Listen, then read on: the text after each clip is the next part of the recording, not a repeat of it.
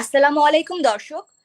Bangladesh youth association for cancer awareness এর পক্ষ থেকে আমি জিনিয়া মিশরি আপনাদের সবাইকে স্বাগত জানিয়ে আজকের লাইভ প্রোগ্রাম শুরু করছি। আজ 4 ফেব্রুয়ারি অর্থাৎ ওয়ার্ল্ড ক্যান্সার ডে এবং আমরা সবাই জানি Bangladesh youth association for cancer awareness BYACA যাত্রা শুরু করেছিল ক্যান্সার সম্পর্কে তরুণ প্রজন্ম থেকে শুরু করে সকল প্রজন্মের মানুষকে সচেতন করে তুলতে এবং তাদের এই যাত্রার অব্যাহততায় আজকের দিনের প্রোগ্রাম উদযাপন করতে চলেছি আমি এবং আমার সাথে রয়েছেন এমন কিছু রত্ন সম্পর্কিত ব্যক্তিত্ব যারা কিনা এই দেশ না এবং এই ক্ষেত্রের জন্য কিন্তু সকল ক্ষেত্রের মানুষের জন্য তারা রত্নস্বরূপ। তবে আজকের এই প্রোগ্রামে অতিথিদের সাথে পরিচয় করিয়ে দেওয়ার আগে আমি এমন দুইজন মানুষকে স্বাগত জানাতে চাই যাদের অক্লান্ত পরিশ্রমের কারণে আজকের এই অর্গানাইজেশনটি এই পর্যায়ে পৌঁছাতে পেরেছে। আমি স্বাগত জানাচ্ছি অর্পণ Chowdhury, founder and president of BYACA। Good evening. This is Zinia. Miss Zinia. Welcome. এবং আমি তার সাথে আরো স্বাগত জানাতে চাচ্ছি মঈনুদ্দিন আহমেদকে, co-founder and vice president of BYACA। জি, আসসালামু আলাইকুম জিনিয়া আপু। ওয়ালাইকুম আসসালাম। আপনারা দুইজন এই অর্গানাইজেশনের পেছনে অনেক পরিশ্রম করেছেন এবং আপনাদের চেষ্টার ফলে এই অর্গানাইজেশনটি আজকে এই পর্যায়ে পৌঁছাতে পেরেছে। এমন একটা বিষয়কে সবার সামনে তুলে ধরার জন্য আপনাদের দুইজনকে অসংখ্য ধন্যবাদ। ওয়েলকাম। এখন আপনারা দুইজন এই অর্গানাইজেশন সম্পর্কে আপনাদের কথাবার্তা বা একটু বক্তব্য প্রদান করবেন। Okay, so good evening everyone. Myself Arpan Chaudhary, the founder and president of BYACA. I am a high school senior from Notre Dame College, Dhaka. Before starting my speech, I would like to state a quote of Mahatma Gandhi here. You must be the change you wish to see in the world. This quote from Mahatma Gandhi motivated me and my friend Mohammad Moinuddin to start this organization, BYACA. Bangladesh Youth Association for Cancer Awareness, a dream of mine, is now the biggest youth organization working against cancer in Bangladesh. Creating a team of 200 active youths from different institutions of the country, we created a movement that spurred a change in the perspective of people towards cancer. Witnessing the dire cancer state in my country, I decided to form this non-profit organization which will work hard to create mass awareness against this deadly disease. Bangladesh Cancer Awareness Foundation, Bangladesh BYACA, is working heart and soul to make our dream of a cancer-free future come true. I would like to state some aims and objectives, but before that, I would like to state some accomplishments of my organization in the past few years, the last year. So Bangladesh Youth Association for Cancer Awareness, BYACA, organized the biggest youth organization movement last year, Bangladesh Cancer Awareness Week, which was the biggest event which held last year. In that event, we invited the teachers, professors, and many minds working against this disease to create a platform through which we will create and portray mass awareness. BYACA donated 60,000 BDT to Asania Mission Cancer Hospital, one of the biggest cancer hospitals in the whole country. BYACA has been featured in the best news platforms in the entire country like ATN Bangla, ATN Times, Shishu Barta, and many more. I am proud to be the founder and president of this organization, which has reached 100,000 people now. By making international affiliations with many countries, we are now making an international impact. So before starting this event today, I would like to welcome everyone to the live and create a platform through which we will connect people and make people aware about the program today. Today we have gathered here for a big cause. Today is the World Cancer Day, and we BYACA are celebrating it to make people aware against this deadly disease. To be honest, the problem of cancer is not solved yet, but we together can make this possible. Now I would like to ask Mohammad Moinuddin Intan, the co-founder and vice president of this organization, to state what BYACA is going to do in this event to portray mass awareness and create a global impact. Thank you, Zinia. Yes. I would like to ask Mohammad Moinuddin Intan now. Yes, thank you once again. Good evening to you all. I am Mohammad Moinuddin, a student of class 12, and I'm also the co-founder and vice president of BYACA, which is the Bangladesh Youth Association for Cancer Awareness. As we all know, cancer is a deadly disease, and what I love to say, knowing a little never harms, but cancer will always harm you. The thing is, most of us are ignorant of cancer, and if wherever we see, people might often be affected by cancer, but they do not know it. Some of our relatives have it, some of our friends or teachers or other people around us have tumor, but they are really ignorant of it. And because of this, it is seen that annually 10 million people die of cancer, and in Bangladesh that is 1 million, whole 1 million. 1.3 million is diagnosed, but only 0.3 million survive. Why is that? That is because people are not aware of it. They are not aware of diagnosing it. Recently, we had a patient who had been affected by a breast cancer in 2012, but within this period of time, she didn't do much of a treatment of her. So, and this at present state, within a few months, she had been diagnosed with cervical cancer. And as we all know, cancer spreads across the whole body. So, keeping this in mind, the UIIC, which is the Union for International Cancer Control, has introduced this World Cancer Day to us, and we BYCA are proud to celebrate this World Cancer Day 2021. Across this event, we are doing it in 3 days, which is the 3rd of February, 4th, and 5th of February. On the 3rd, we have already posted a video clip on with the help of Adiba Rahman, who is a cancer survivor, and it was really heart touching to see how she struggled against cancer. And I invite all of you to watch that video. We are also posting some myth banners, which are regarding the common misconceptions we have regarding cancer, which will be posted on 3rd, 4th, and 5th consecutively. And as of today, the World Cancer Day, we have live with all of our respected guests, who are going to come after this. And on the 5th, we are going to have a live with the BYACA team and the son of a cancer patient, and who has seen his mother suffer directly from cancer. So, and I would like all of you to be with us across this whole live, and I'm really eager to see how our guests interact with us. Thank you very much, Zinia, for letting me speak.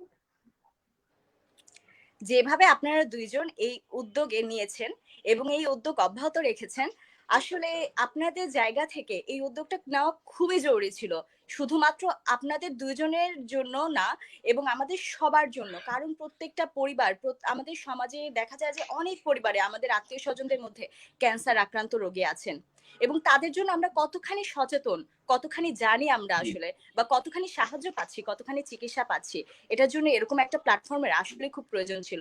ধন্যবাদ আপনাদের দুইজনকে যে আপনারা দুইজন এই উদ্যোগ নিয়েছেন এবং এই চেষ্টা এখন পর্যন্ত অব্যাহত রেখেছেন।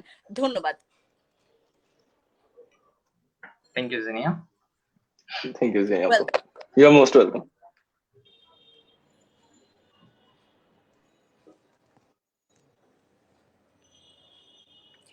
এখন আমাদের জন্য একটা ছোট্ট ভিডিও আছে, যে ভিডিওটির মাধ্যমে আমরা অনেক কিছু জানতে পারবো।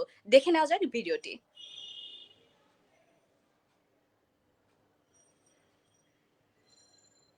মৃত্যুর দ্বিতীয় প্রধান কারণ হচ্ছে ক্যান্সার। মানব জীবনের বিস্ময়কর জয়যাত্রায় অন্তরায় সৃষ্টি করছে এই ব্যাধি। তাই এর বিরুদ্ধে লড়তে রণভূমিতে নেমেছে BYACA, অর্থাৎ Bangladesh youth association for cancer awareness. এটি বাংলাদেশের প্রথম ও সর্ববৃহৎ ক্যান্সার বিরোধী যুব সংগঠন। এবার বিশ্ব ক্যান্সার দিবস 2021 উপলক্ষে BYACA একটি 3 দিনব্যাপী ইভেন্টের আয়োজন করেছে। ইভেন্টের প্রথম দিনে অর্থাৎ 3 ফেব্রুয়ারি আয়োজিত হবে ক্যান্সার জয়ীদের নিয়ে একটি ভিডিও ক্লিপ ও প্রকাশিত হবে ক্যান্সার বিষয়ক কিছু সম্পাদকীয় প্রবন্ধ ও পোস্টার। ইভেন্টের দ্বিতীয় দিনে শ্রদ্ধেয় ক্যান্সার বিশেষজ্ঞ, শিক্ষক ও গবেষকদের সমন্বয়ে আয়োজিত হবে একটি লাইভ সেশন ও প্রকাশিত হবে ক্যান্সার সংক্রান্ত কিছু পোস্টার। ইভেন্টের শেষ দিনে অর্থাৎ 5 ফেব্রুয়ারি আয়োজিত হচ্ছে BYACA পরিবারের সাথে একটি লাইভ সেশন ও প্রকাশিত হবে ক্যান্সার বিষয়ক কিছু শ্রুতি ও পোস্টার।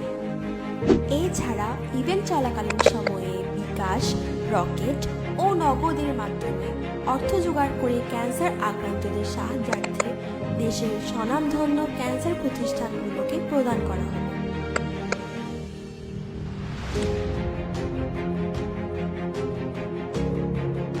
আসুন আমরা সবাই নিজ অবস্থান থেকে যতটুকু সম্ভব সাহায্যের হাত বাড়িয়ে দেন ও এই প্রশংসনীয় উদ্যোগের সাথী হয়ে একটি ক্যান্সার মুক্ত বাংলাদেশ গড়ে তুলুন।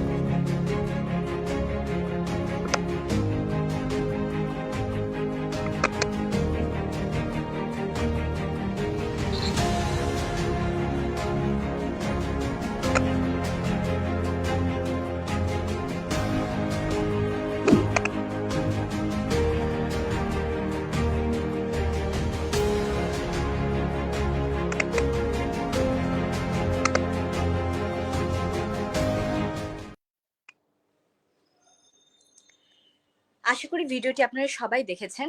ভিডিওটি দেখেই বুঝতে পেরেছেন যে ভিডিওটির মধ্যে রয়েছে আমাদের এই 3 দিন ব্যাপী ইভেন্টের মধ্যে কি কি ইনক্লুডেড এবং কি কি আমরা আপনাদের জন্য উপস্থাপন করেছি। এই ভিডিওটি এবং এই প্রোগ্রামগুলো দেখার মাধ্যমে আপনারা সবাই যেভাবে উপকৃত হবেন, জানতে পারবেন আরো অনেক কিছু, আরো অজানা কথা। এবার কালক্ষেপণ না করে আমি চলে যাচ্ছি আমার অতিথিদের কাছে। আমাদের মাঝখানে আজকে আছেন এমন 3 জন অতিথি বা এমন 3 জন রত্ন, যাদের মাধ্যমে আমরা ক্যান্সার সম্পর্কে আরো অনেক কিছু জানতে পারবো। সেই 3 জন গর্বিত ব্যক্তিদেরকে আমি পরিচয় করে দিচ্ছি একে একে এবং আমাদের মাঝখানে স্বাগত জানাচ্ছি। প্রথমেই আমাদের মাঝখানে আমি স্বাগত জানাতে চাই sir Mushtaq Ibne Ayub, DPhil, Oxford university, molecular oncologist and assistant professor, department of genetic engineering and biotechnology, university of Dhaka, Bangladesh. Sir আসসালামু আলাইকুম। স্যার কেমন আছেন স্যার? অনেক ধন্যবাদ জিনিয়া, খুব ভালো আছি এবং অনেক আনন্দ লাগছে তোমাদের সাথে যুক্ত হতে পেরে। Thank you. জি স্যার। স্যার আমরাও খুব ধন্য আপনার মতো একজন ব্যক্তিত্বকে আমাদের মাঝে পেয়ে। এরপরে আমি স্বাগত জানাতে চাই madam Zeba Sengupta, senior teacher, biology, cantonment school and college. শুভ সন্ধ্যা, সবাইকে আন্তরিক শুভেচ্ছা জানাচ্ছি। সেই সাথে এই মহতী উদ্যোগ নেওয়ার জন্য যারা এর সাথে জড়িত আছে তাদের সবাইকে আমার আন্তরিক শুভেচ্ছা জানাচ্ছি। ধন্যবাদ। শুভ সন্ধ্যা ম্যাম। এরপরে সর্বশেষে আমি স্বাগত জানাতে চাচ্ছি আমাদের মাঝখানে অতিথি doctor Roshanara madam, head of radiation oncology and department of national institute of cancer research and hospital, Mohakhali, Dhaka. আসসালামু আলাইকুম ম্যাম, কেমন আছেন ম্যাম? ওয়ালাইকুম আসসালাম। আমারও খুব ভালো লাগছে তোমাদের এই প্রোগ্রামে এসে।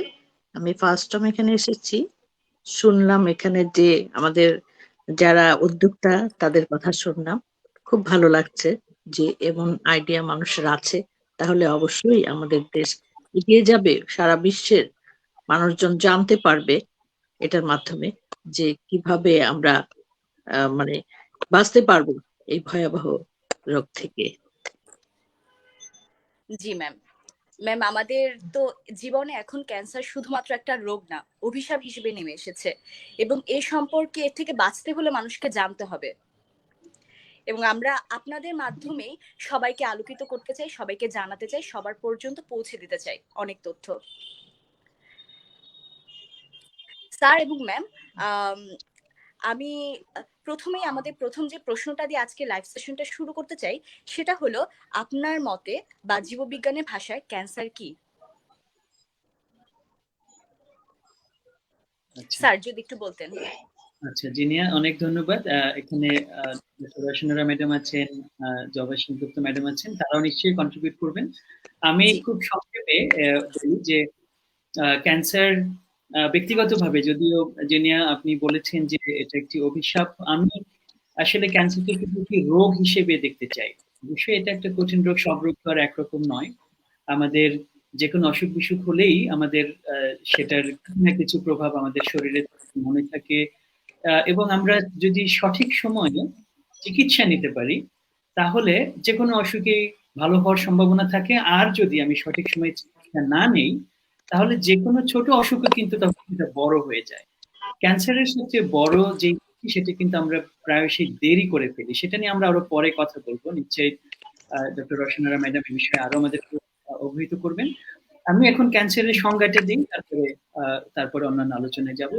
খুব যদি ছোট করে বলি তাহলে ক্যান্সার হচ্ছে আমাদের শরীরে যে কোষগুলো আছে, যেটা নিয়ে আমাদের পুরো শরীরটি তৈরি হয়েছে, এবং যে কোনো জীবের অবয়ব অথবা গঠন তৈরি হয় তার কোষ।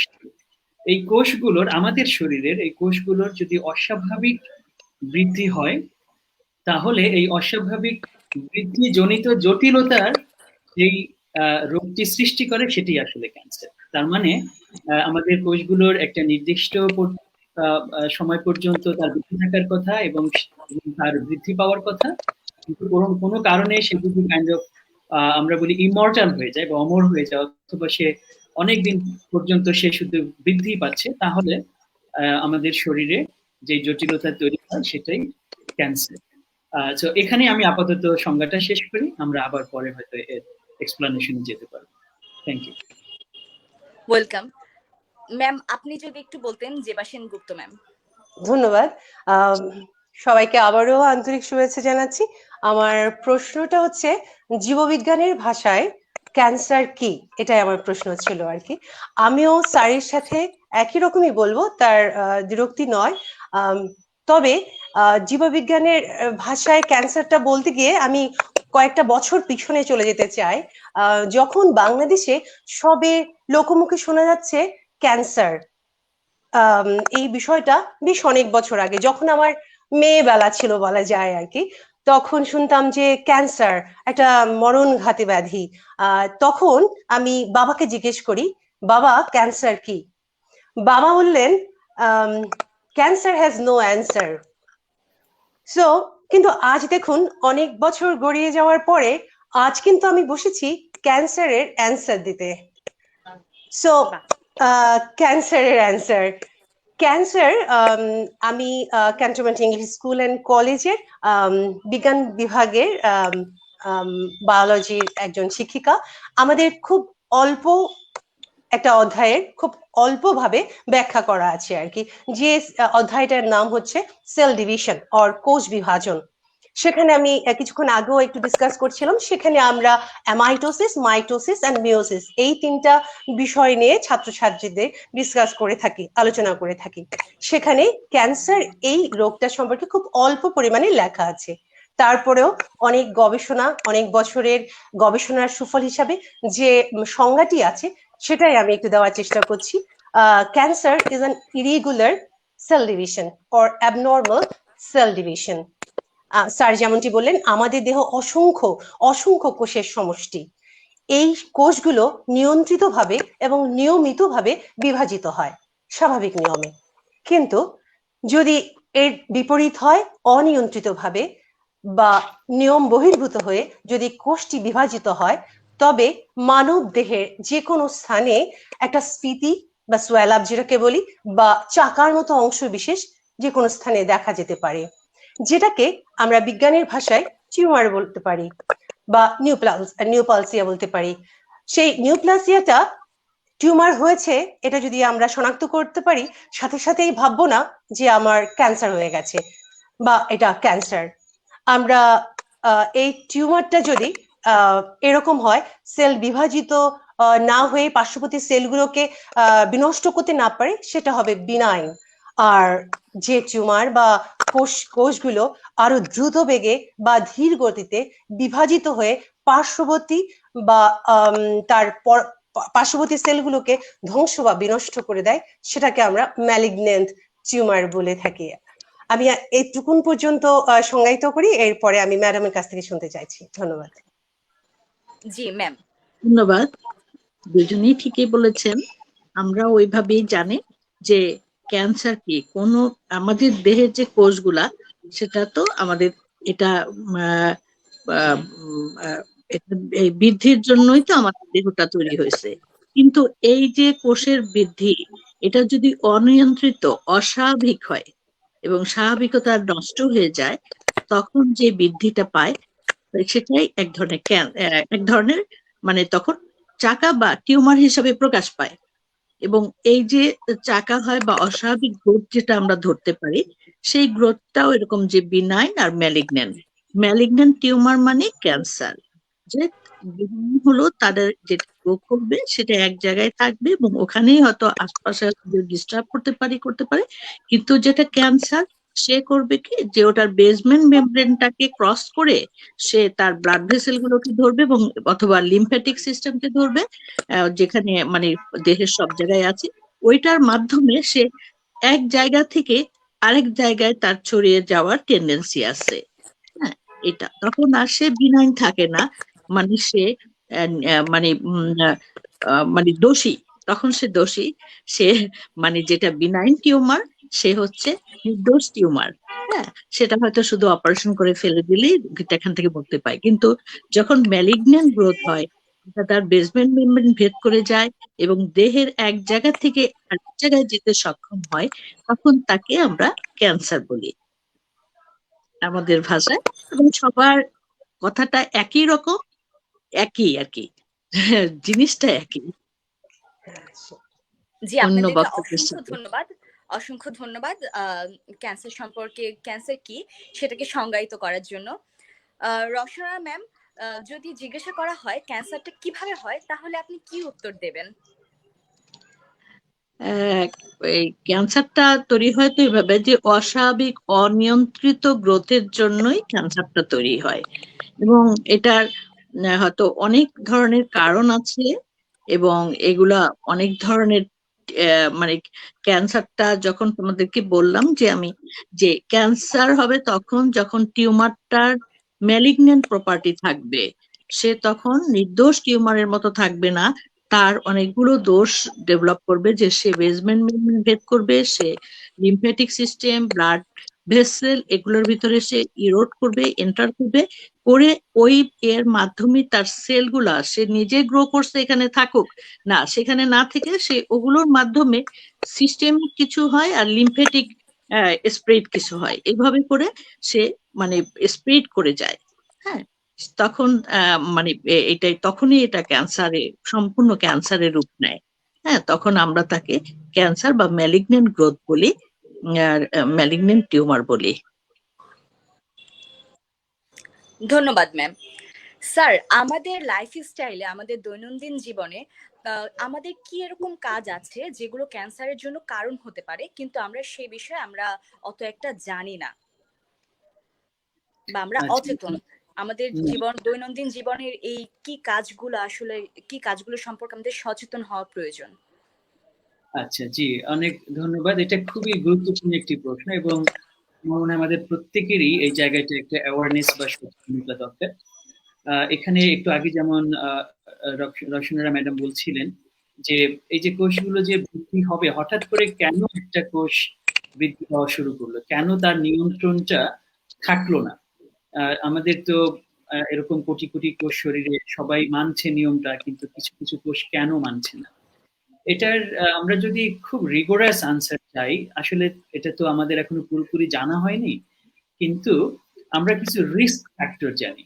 যেমন আমরা এখন আর আসলে কজ বলি না যে এইটার কারণে ক্যান্সার হয়, শুধু স্মোকিং, যেটা আমরা যে ধূমপান, এটাকে সরাসরি, টোবাকোকে সরাসরি দায়ী করা যায় যে এটা লাং ক্যান্সারের জন্য দায়ী, এবং লাং ক্যান্সার যে হয় সেটার অনেক কাইন্ড অফ হচ্ছে এটাকে প্রমোট করার পেছনে ধূমপান সেটা সরাসরি ভূমিকা রাখে।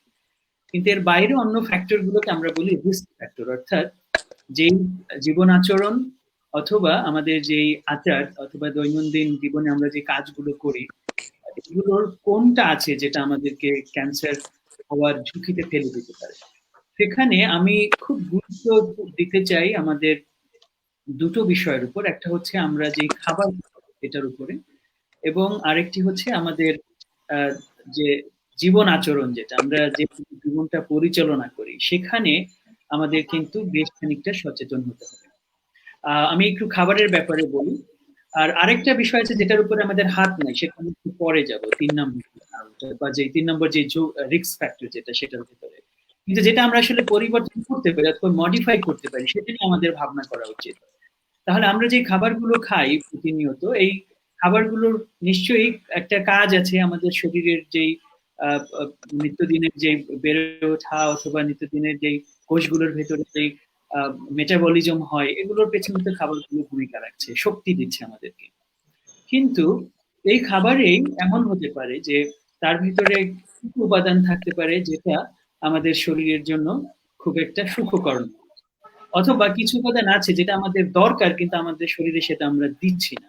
যেমন এর খুব কমন একটা হচ্ছে আমরা অ্যান্টি অক্সিডেন্ট যাদেরকে বলি, ধরেন ভাইটামিন সি, লেবু যেটা, এটা আমাদের শরীরের জন্য খুব প্রয়োজনীয় একটা ভিটামিন, কারণ ভিটামিন সি কিন্তু আমাদের শরীরে সবসময় থাকে না, এটা আমাদের প্রায় প্রতিনিয়ত নিতে হয়। এবং এটা কেন দরকার? আমাদের ওই যে শরীরের বিপাক প্রক্রিয়া যেটা মেটাবলিজম, এটাকে ঠিকঠাক রাখার জন্য দরকার। এবং যে আমরা যেটা বললাম যে যে শরীরের ভিতরে যে রিঅ্যাক্টিভ অক্সিজেন গুলো তৈরি হয় আমাদের শরীরে, সেগুলো আমাদের যে ডিএনএ যেটা আছে, যেটার কারণে মূলত ওই অস্বাভাবিক কোষ বৃদ্ধিটা শুরু হয়। যে ডিএনএটা যতদিন পর্যন্ত ভালো আছে আমাদের কোষের, যতদিন পর্যন্ত সেটার সঠিকভাবে সংখ্যা বৃদ্ধি হচ্ছে, ততদিন পর্যন্ত কোষটা হেলদি এবং কন্ট্রোল। যখনই ওখানে অস্বাভাবিক পরিবর্তন হচ্ছে, যেটা আমরা মিউটেশন বলি, আনওয়ান্টেড মিউটেশনটা যখনই হবে, তখনই কিন্তু ওটা ওই অস্বাভাবিক বৃদ্ধির দিকে চলে যাবে। এগুলোকে চেক করে কারা? এই যে আমি একটা নিউট্রিয়েন্টের কথা বললাম, যে ভাইটামিনটা এটা আমাদের দরকার ছিল কিন্তু আমরা নিচ্ছি না, আবার যেটা আমাদের দরকার নাই সেটা আমরা বেশি নিই।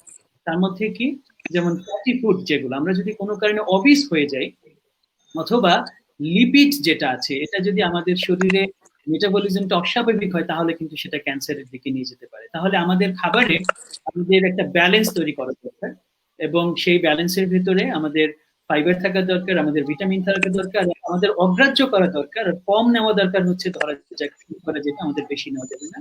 এবং ফ্যাটি অ্যাসিড যাতে আমাদের অস্বাভাবিক সিনথেসিস না হয়, আমরা যদি অবিস না হয়ে যাই। অবিসিটিকে বলা হয় সকল রোগের মা, অলমোস্ট আর কি, kind of the mother of all diseases. সুতরাং এই অবিসিটির দিকে যদি আমরা না যাই, এটার ব্যাপারে খেয়াল রাখতে হবে। আমি আর 30 সেকেন্ডে শেষ করি উত্তরটা। আর লাইফস্টাইলের ভিতরে যেটা, সেখানে আমাদের খুব জরুরি হচ্ছে আমাদের ফিজিক্যাল অ্যাক্টিভিটিস, ফিজিক্যাল এক্সারসাইজ, এগুলোকে করা। আমাদের শহর কেন্দ্রিক যে জীবনাচরণ, এটা আমাদের কিন্তু ক্যান্সার ঝুঁকি বাড়ানোর জন্য একটা ভূমিকা রাখতে পারে। সুতরাং আমাদের রেগুলার ফিজিক্যাল অ্যাক্টিভিটিস, এবং কমপক্ষে মিনিমাম বলা হয় যে 30 মিনিট থেকে 40 মিনিটের একটা এক্সারসাইজ, এবং সেটা শুধু ওয়াকিং হতে পারে, যা শুধু হাঁটা। 40 মিনিট আমি টানা হাঁটবো, এটুকু আমাদের শরীরের জন্য আমাদের খুব উপকারী হতে পারে এবং ক্যান্সারকে প্রিভেন্ট করতে পারে। আর যদি আমরা এগুলো না করি, তাহলে আমরা ক্যান্সারের ঝুঁকিতে পড়ে যেতে পারি। আর তৃতীয় যে ফ্যাক্টর আমি বলেছিলাম, যেটা আমাদের হাত নাই, সেটা হচ্ছে কিছুটা হেরিডিটারি ম্যাটেরিয়াল ফ্যাক্টর আছে, যে বংশগত ভাবেও আমরা কিছু রিস্ক ফ্যাক্টর আমরা আমাদের বাবা মায়ের কাছ থেকে বা অন্য আরো আপস্ট্রিমে যারা ছিল তাদের কাছ থেকে ইনহেরিট করতে পারি। সেগুলো আমাদের ক্যান্সারের জন্য দায়ী হতে পারে, কিন্তু সেটা তো আমি আর ফেরাতে পারবো না। সুতরাং ওটা হয়তো আমরা পরবর্তীতে আলাপ করতে পারি যে ওটার জন্য আসলে কিছু করণীয় আছে কিনা। থ্যাংক ইউ জেনে। Thank you sir, thank you lot. আমার এর পরের প্রশ্ন হচ্ছে যে আমাদের জীবনে কি ধরনের পরিবর্তনগুলো করতে পারলে বা আমাদের জীবন আচরণে কি পরিবর্তনগুলো আনলে ক্যান্সার রোগটি থেকে আমরা দূরে থাকতে পারবো বলে আপনারা মনে করছেন? ম্যাম, আমি শুরুতে জানতে চাবো জেবা সেনগুপ্ত ম্যামের কাছে। ধন্যবাদ। ক্যান্সার, যেটা ম্যাডাম অ্যান্ড স্যার বললেন, আসলে ওনাদের সাথেই বলছি আমি একই মত। Cancer is not a disease, এটা অনেকগুলো ডিজিজের সমষ্টিগত। মিনস মোর দেন 100, আমি গবেষণা থেকে কিছু তথ্য উপাত্ত থেকে যেগুলো পাই, যতদূর জানি, মোর দেন 100 ডিজিজের একটা সমষ্টিগত হচ্ছে ক্যান্সার। সো আর আমাদের বাংলাদেশ হচ্ছে জনবহুল দেশ, এখন জনসংখ্যার দিক থেকে 9ম স্থানে আছে। এখানে দেখা যায় বাংলাদেশে 13 থেকে 18 লক্ষ মানুষ ক্যান্সার আক্রান্ত। তার মধ্যে গড়ে 1.5 থেকে 2 লক্ষ মানুষ বছরে আক্রান্ত হচ্ছে। আমারও প্রশ্ন একটাই, কেন এভাবে ক্যান্সারের পেশেন্ট বৃদ্ধি পাবে? আমরা কেন এটাকে প্রতিরোধ করতে পারছি না? এর মধ্যে যে কারণগুলো, তার মধ্যে স্যার একটা বলেছেন, সেটা হচ্ছে যে ফুড হ্যাবিট, তার সাথে লাইফস্টাইলও বলেছেন sir, physical exercise, physical activities আছে, ব্যালেন্স ডায়েট বা ওভারওয়েট, এনভায়রনমেন্ট আছে, ওবেসিটি আছে, bad habit like tobacco or smoking, এগুলো আছে। সো অনেকগুলো ব্যাড হ্যাবিট বা অনেকগুলো রিস্ক ফ্যাক্টর কাজ করে এই ক্যান্সারের লক্ষণ বা ক্যান্সার হওয়ার পেছনে। তার মধ্যে যেটা আমি দেখছি আর কি, আমাদের খাবারের কথাটা একটু বলি বা লাইফস্টাইলের কথা বলি। আমার যারা স্টুডেন্ট আছে, তাদের সবসময় তাদের মায়েদের কাছ থেকে একটা কমপ্লেইন অর অবজেকশন পাওয়া যায়, জাস্ট তারা হলিডেতে 1টা বাজে ঘুম থেকে উঠছে বা 12টা বাজে ঘুম থেকে উঠছে, whereas যদি স্কুল থাকে তারা সকাল 7টায় ঘুম থেকে উঠে বাট কিছু না খেয়ে চলে যায়, আর 11টা বাজে আমাদের টিফিন আওয়ার হয়, তখন তারা টিফিনটা করে। তাহলে এই সময়টুকু মানে এই ধরনের লাইফস্টাইল এটাও আমাদের পরিবর্তন করা দরকার। যারা কর্মজীবী মা আছেন তারা তাদের সন্তানদের টিফিন দেবে, সকালে কোনো উপায়ে খুব তাড়াতাড়ি উঠে সেই ফাস্ট ফুড অর প্রিমেড যে খাবার যেগুলো সুপার মলে পাওয়া যায় সেগুলো ওভেনে গরম করে দিয়ে টিফিন বাক্সে দিয়ে দিল, আর সেই স্টুডেন্ট বা সেই বাচ্চা 11টা বাজে বা 10টা বাজে যখন টিফিন আওয়ার হবে তখন সেটা খাবে। এই যে সময়টুকু সেটা ওভেনে গরম করা হলো, প্রথম কথা সেখানে একটা রিস্ক ফ্যাক্টর আছে, রে আছে সেখানে, তারপরে আছে সে এতটা সময় সেটা অবভিয়াসলি ঠান্ডা হয়ে গেল। সো এগুলো এই ধরনের জীবনযাত্রা, ফিজিক্যাল এক্সারসাইজ আমাদের বাচ্চাদের মধ্যে সেই বসেই ক্লাসগুলো, সেখান থেকে তারা আবার টিউশনে গেল, স্কুল ছুটির পরে সেখানেও বসে গেল, বসা আবার বাড়ি ফিরে এসে হয়তো তাদের ফেসবুক নিয়ে বসলো বা ইনস্টাগ্রাম নিয়ে বসলো, যেটাই বসুক তারা মোবাইলটা একটা রুমে নিয়ে গিয়ে কর্নারে বসে সে ঘন্টার পর ঘন্টা এটা এক্সেস করছে। এই ধরনের লাইফস্টাইলের প্রয়োজন, যে পরিবর্তনের প্রয়োজন। এবার আসি খাদ্যাভ্যাস। তারা মোস্টলি পছন্দ করে oily substances, junk food, fatty substances.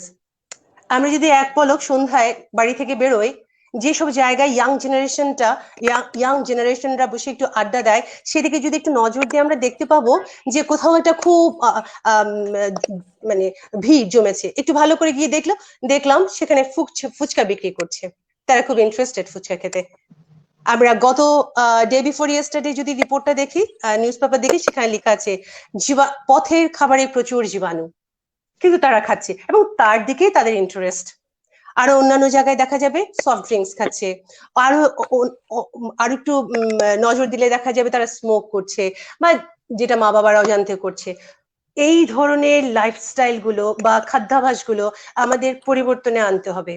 এরা কিন্তু বোঝে এবং তারা এডুকেটেড, তারা লেখাপড়া করছে, তাদের প্যারেন্টসরা খুবই এডুকেটেড, তারা জানেনও, কিন্তু ফ্রাইডে বা স্যাটারডে হলে আরেকটু ঘুমাক, অনেক পরিশ্রম করছে, কোনো এক্সারসাইজ নেই, ফিজিক্যাল এক্সারসাইজ নেই, আচ্ছা থাক আজকে শুক্রবার তো সারাটা সপ্তাহ খুব বিজি থাকে, আজকে একটু ঘুমাক, সেই 12টা 1টা অবধি তাদের ঘুম।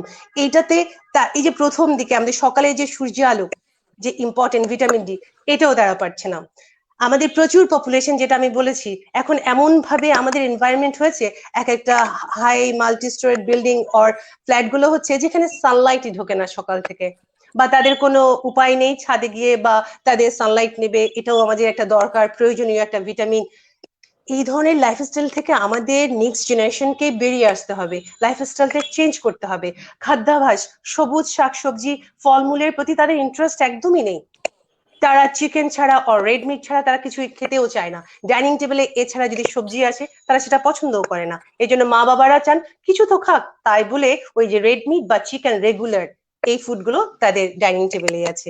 এই ধরনের লাইফস্টাইল আমি মনে করি চেঞ্জ করা দরকার, যদি আমরা এই ক্যান্সার থেকে ক্যান্সার ফ্রি একটা নেক্সট জেনারেশন ফিউচার দিতে চাই বাচ্চাদেরকে, ক্যান্সার মুক্ত, তাহলে আমাদের এই ধরনের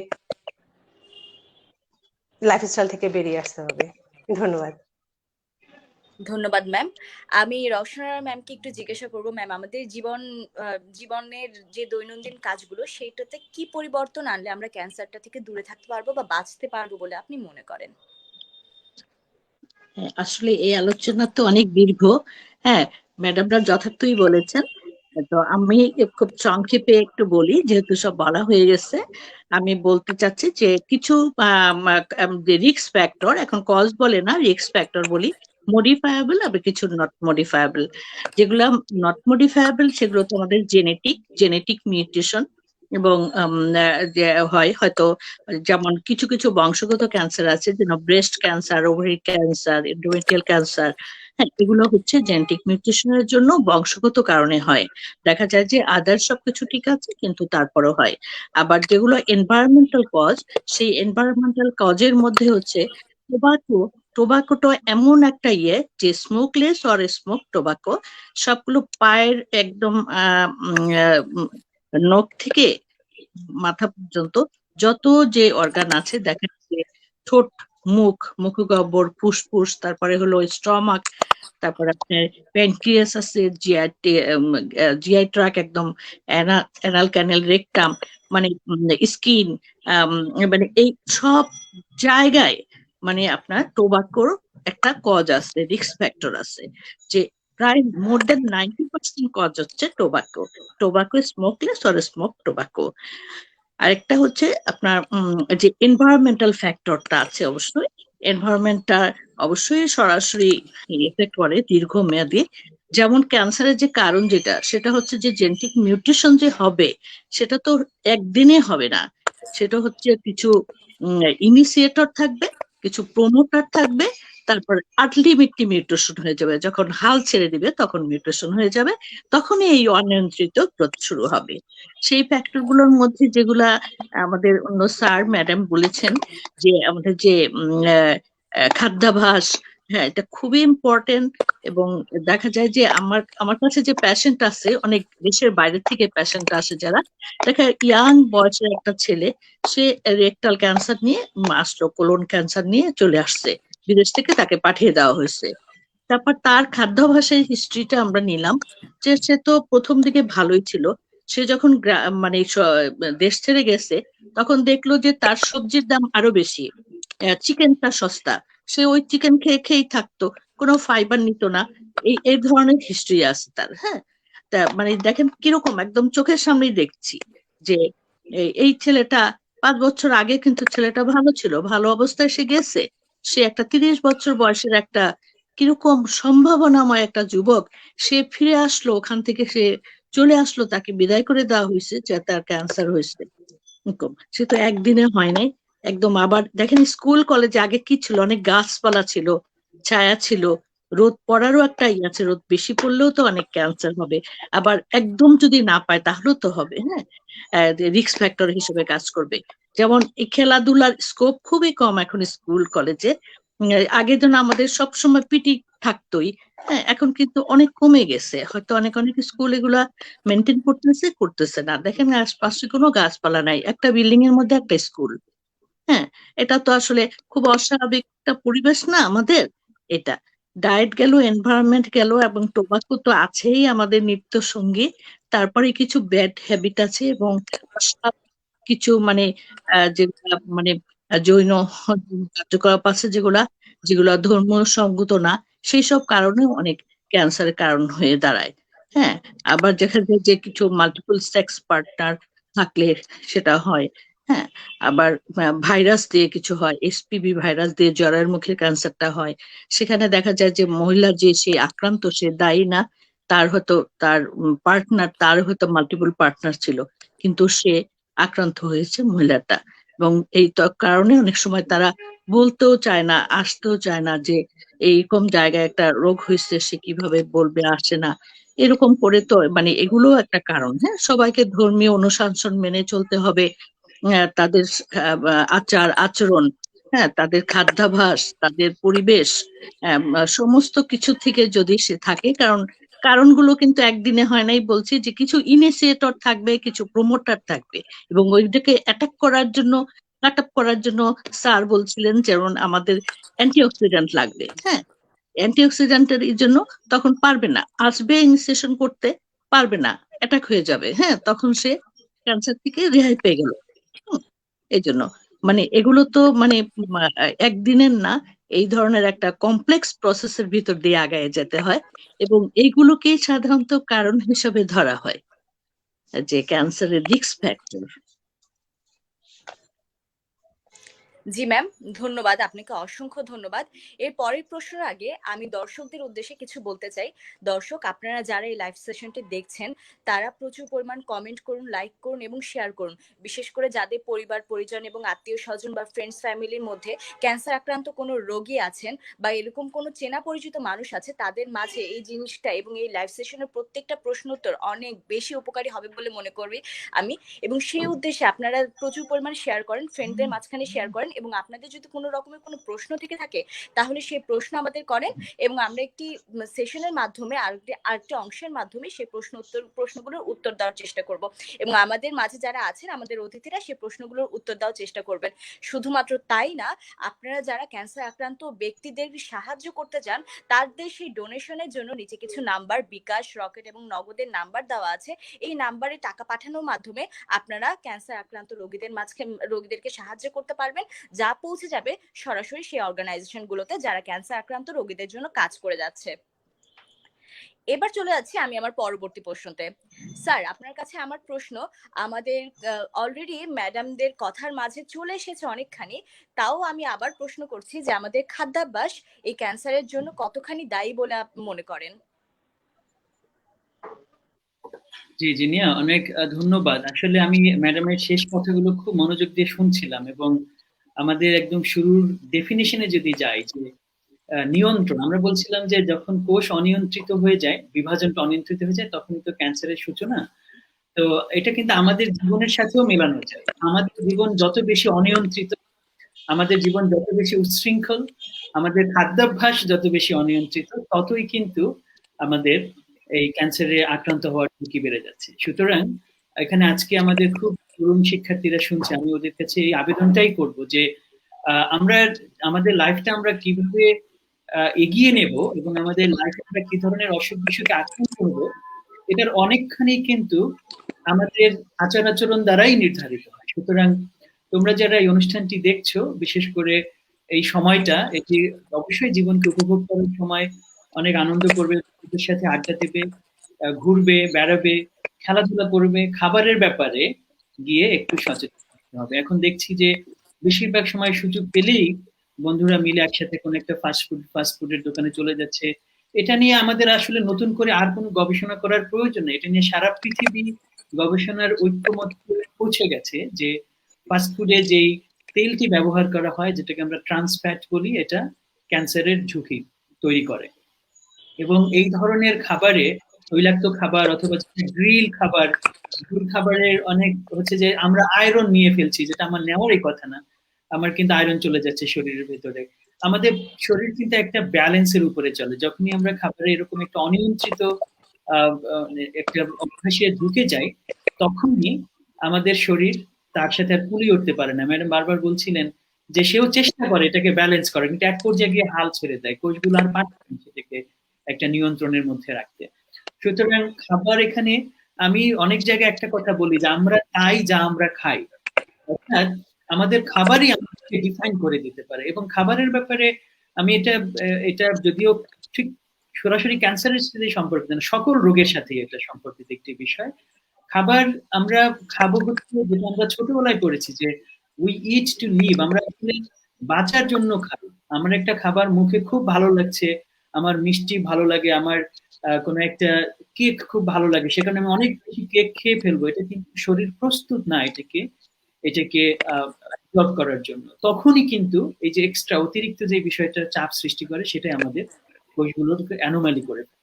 আরেকটি বিষয় আমি এখানে একটু গুরুত্ব দিতে চাই, আমরা অনেক স্মোকিং এর কথা বলেছি, কারণ এটা আমাদের দেশে এই বয়সের ছেলে মেয়েরা, স্কুল কলেজে যারা একটু উঠতি বয়সী, তারা এটাকে একটা ফ্যাশন হিসেবে নেয় অনেক সময়, যদিও এটার সাথে আদতেই আসলে ফ্যাশনের কোনো সম্পর্ক নাই।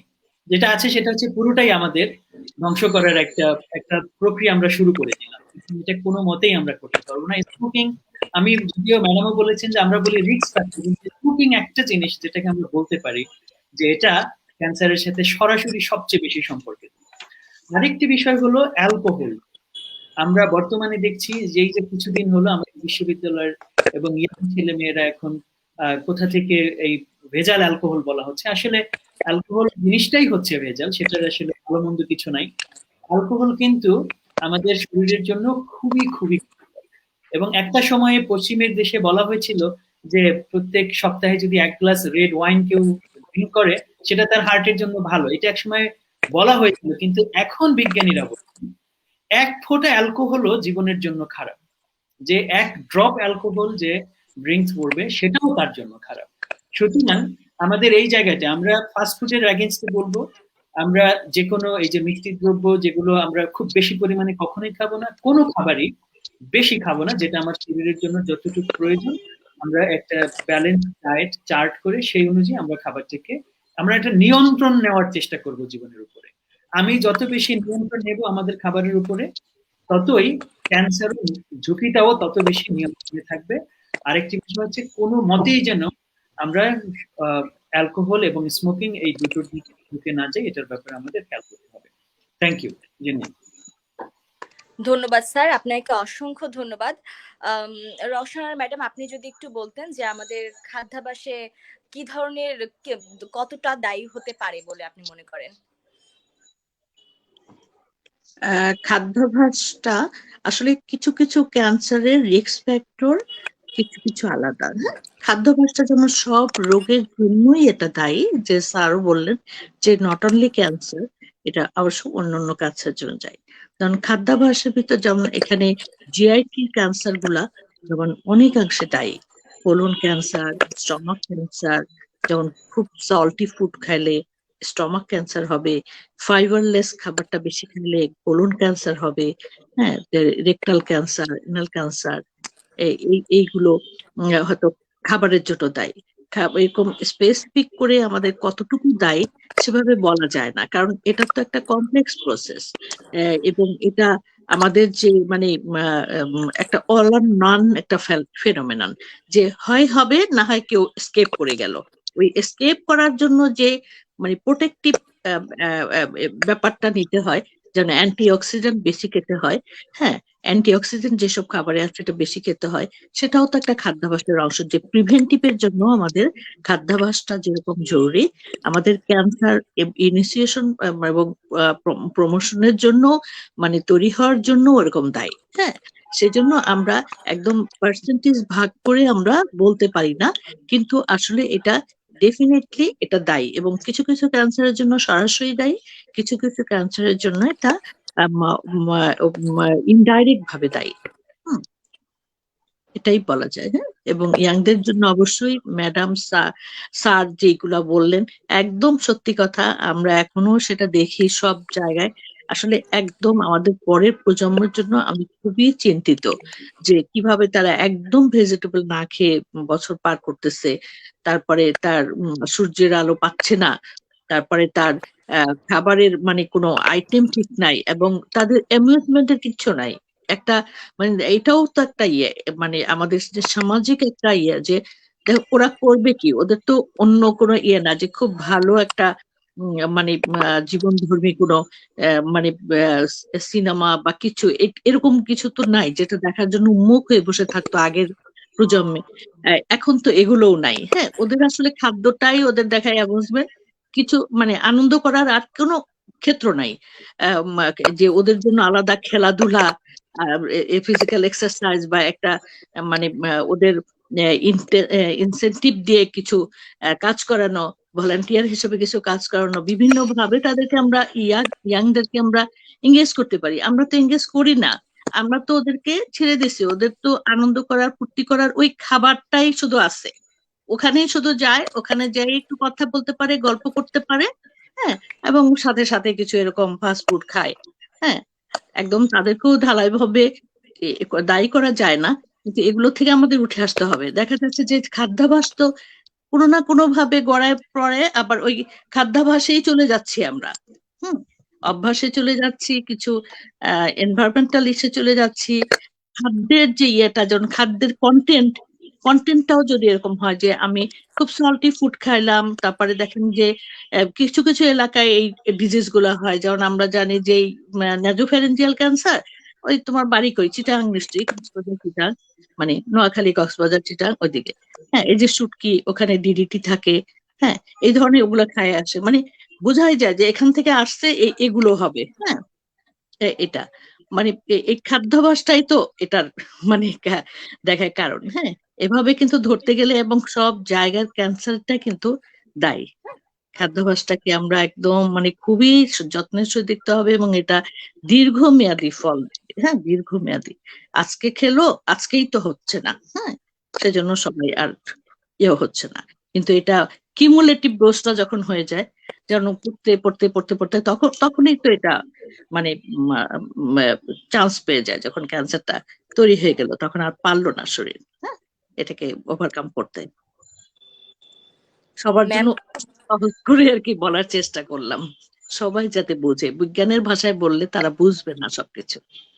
জি জি ম্যাম, খুবই সুন্দরভাবে বলেছেন। আসলে খাদ্যাভ্যাসের এই পেছনে যে আরো কিছু বিষয় কাজ করে, যে পারিপার্শ্বিক অবস্থা বা খাদ্যাভ্যাস, সেটার সাথে যে অভ্যাস জিনিসটা আসলে কতখানি জড়িত আপনি খুব সুন্দর করে বুঝিয়ে বলেছেন। ধন্যবাদ ম্যাম, আসলে খুবই সুন্দর করে আপনি বললেন। এরপরে স্যার এবং ম্যাম, আপনাদের কাছে আমার প্রশ্ন হলো, ক্যান্সার যাদের হয়, এই ক্যান্সারের ফলে সৃষ্ট সমস্যাগুলো সাধারণত কেমন হয়, বা কতটা ভোগান্তি আসলে তাদেরকে পোহাতে হয়, এই বিষয়টা যদি একটু আপনারা বলতেন। স্যার, আপনার কাছে প্রশ্ন করছি। ধন্যবাদ জিনিয়া। আমি এটা আসলে ম্যাডামের কাছ থেকেও আরেকটু শুনতে চাই। আমি একটু মানে অল্পতে বলি। সেটা হলো যে যেটা বলছিলাম যে ক্যান্সার তো ওই যে ম্যাডাম বলছিলেন টিউমার হলো, তারপর টিউমারটা যদি ছড়িয়ে যায়, টিউমারের কোষগুলো যদি অন্যান্য অঙ্গে ছড়িয়ে যায়, তখন সেই সব জায়গায় গিয়ে কিন্তু আবার সংখ্যা বৃদ্ধি করছে। মানে শুরু হয়েছিল ধরা যাক লাংস কোনো এক জায়গায়, অথবা অন্য কোনো অর্গানে, তারপর সেটা সেখান থেকে কিডনিতে গেল, সেখান থেকে লিভারে গেল। তো এইসব জায়গায় যখন যাবে, ওই প্রত্যেকটা জায়গাতে গিয়ে সে আবার সংখ্যা বৃদ্ধি করছে। কাইন্ড অফ হচ্ছে কলোনাইজেশনের মতো বিষয়, নতুন নতুন জায়গায় কলোনি তৈরি করছে। এবং এটা যখন মাল্টিপল অর্গানে যখন চলে যায়, তখনই কিন্তু সবচেয়ে বড় অসুবিধাটা হয়। এই সময় দেখা যায় আমরা যেটিকে মেটাস্টেসিস বলি, বা ক্যান্সার ছড়িয়ে পড়ার যে প্রবণতা, এবং তার ফলে আমাদের অর্গানগুলোর যে ন্যাচারাল যে ফাংশন, নর্মাল যে ফাংশন, সেটা কিন্তু তখন সে আর করতে পারে না। যেমন কিডনির কাজ হচ্ছে আমরা যেটা রেচন তন্ত্র বলি, সে আমাদের পুরো পুরো লিকুইড সিস্টেম আছে সেটাকে সে আমাদেরকে ফিল্টার করে দেবে, কিন্তু তখন তো আর সে করতে পারছে না, ফিল্টারিং এর কাজ হচ্ছে না, কারণ ওখানকার কোষগুলো অস্বাভাবিক। তো যার যে কাজটি করার কথা সে যখনই ওটি করে না, তখন আমাদের মেজর প্রবলেম গুলো তৈরি হয়। তো এটার তাহলে অনেক রকমের সিমটম হতে পারে। এবং আমরা বারবার কিন্তু ওইটা বলছি, শুরুতে জবা ম্যাডাম বলছিলেন যে ক্যান্সার তো মোর দ্যান 100 টাইপস। আসলে এটা আমরা কখনো কখনো বলে 200-রও বেশি রকমের ক্যান্সার, এবং প্রত্যেকটা অর্গানের ক্যান্সারই কিন্তু কাইন্ড অফ হচ্ছে কনসিকুয়েন্সের দিক থেকে, ইভেন ট্রিটমেন্ট করার ধরনের দিক থেকেও কিন্তু আলাদা আলাদা ভাবে বিবেচনা করা দরকার। তো তার মানে lung cancer is separate from kidney cancer, এটা আলাদা আলাদা ভাবে বিবেচনা করতে হবে। তো সেই ক্ষেত্রে যখনই এরকম নতুন অর্গানে চলে যাচ্ছে এবং অর্গানগুলো যখন তার ফাংশন করতে পারছে না, তখন যে দেখবেন জেনারেল যে সিমটম গুলো হয়, তার মধ্যে একটা হচ্ছে যে রোগী ধরা যাক যদি কারো স্টোমাক ক্যান্সার হয়, তাহলে সে খেতে পারছে না, তার বমি বমি ভাব হচ্ছে। তারপর কারো যদি রেকটাল ক্যান্সার হয়, তাহলে ধরা যাক তার যেই বাউল মুভমেন্টের সময় তার ব্লিডিং হচ্ছে, ব্লিডিং হতে হতে ইন্টারনাল অর্গান থেকে ব্লিড হতে হতে তার অ্যানিমিয়া হয়ে যাচ্ছে। তাহলে অ্যানিমিয়া হচ্ছে তার কাইন্ড অফ ম্যানিফেস্টেশন, কিন্তু কারণটা কিন্তু তার ওই যে ইন্টেস্টাইনে যে ক্যান্সার হয়েছে এইটা। তো এরকম করে অনেক রকমের নানান রকমের সিমটম তখন দেখা যেতে পারে। আর জেনারেল বেশ কিছু সিমটম সুবিধা আছে, তার মধ্যে একটা হলো ব্যথা, যেটা হলো যে টিউমার যেহেতু এটা যেহেতু কোষ বৃদ্ধি হচ্ছে, কিছু কোষ মারা বলে যে ভালো কোষগুলোকে উপর সে একটা প্রেশার তৈরি করছে, প্রত্যেকটা অর্গানই এক একটা করে প্রেশার তৈরি হচ্ছে, সেগুলো কিন্তু নার্ভ সিস্টেমের উপর, আমাদের নিউরাল সিস্টেমের উপরে কিন্তু এক ধরনের প্রেশার তৈরি করে, এবং সেগুলো আমাদের জেনারেলাইজড পেইন অথবা কখনো কখনো পয়েন্টেড পেইন, মানে কোনো লোকালাইজড পেইনও তৈরি করতে পারে। সুতরাং পেইন কিন্তু খুব সাধারণ একটা কমপ্লেইন ক্যান্সার যখন হয়, আর অর্গান স্পেসিফিক অসুবিধাগুলো হতে পারে। Thank you. Thank you sir, thank you a lot. Zeba ma'am, আপনি যদি একটু বলতেন যে ক্যান্সারের ফলে আসলে সমস্যাগুলো কিরকমের হতে পারে, বা ভোগান্তিগুলো আসলে কিরকম হয়। স্যার বললেন যে ক্যান্সারের সেই ভোগান্তি যে অর্গানগুলোর নিয়ে রিলেটেড আনসার দিলেন। আমি একটু ভোগান্তিগুলো পরিবারের দিক থেকে বা অন্যভাবে বলছি, যে যখন একটা পরিবারে একটা ক্যান্সার রোগী থাকে বা ধরা পড়লো যে তার ক্যান্সার হয়েছে, তখনই সে আশাভঙ্গ এবং তার পরিবারের সদস্যদের মধ্যে একটা মানসিক চাপ সৃষ্টি হলো যে এই বুঝি শেষ হয়ে গেল, এটাই তার শেষ অবস্থা, সে মৃত্যু পথযাত্রী।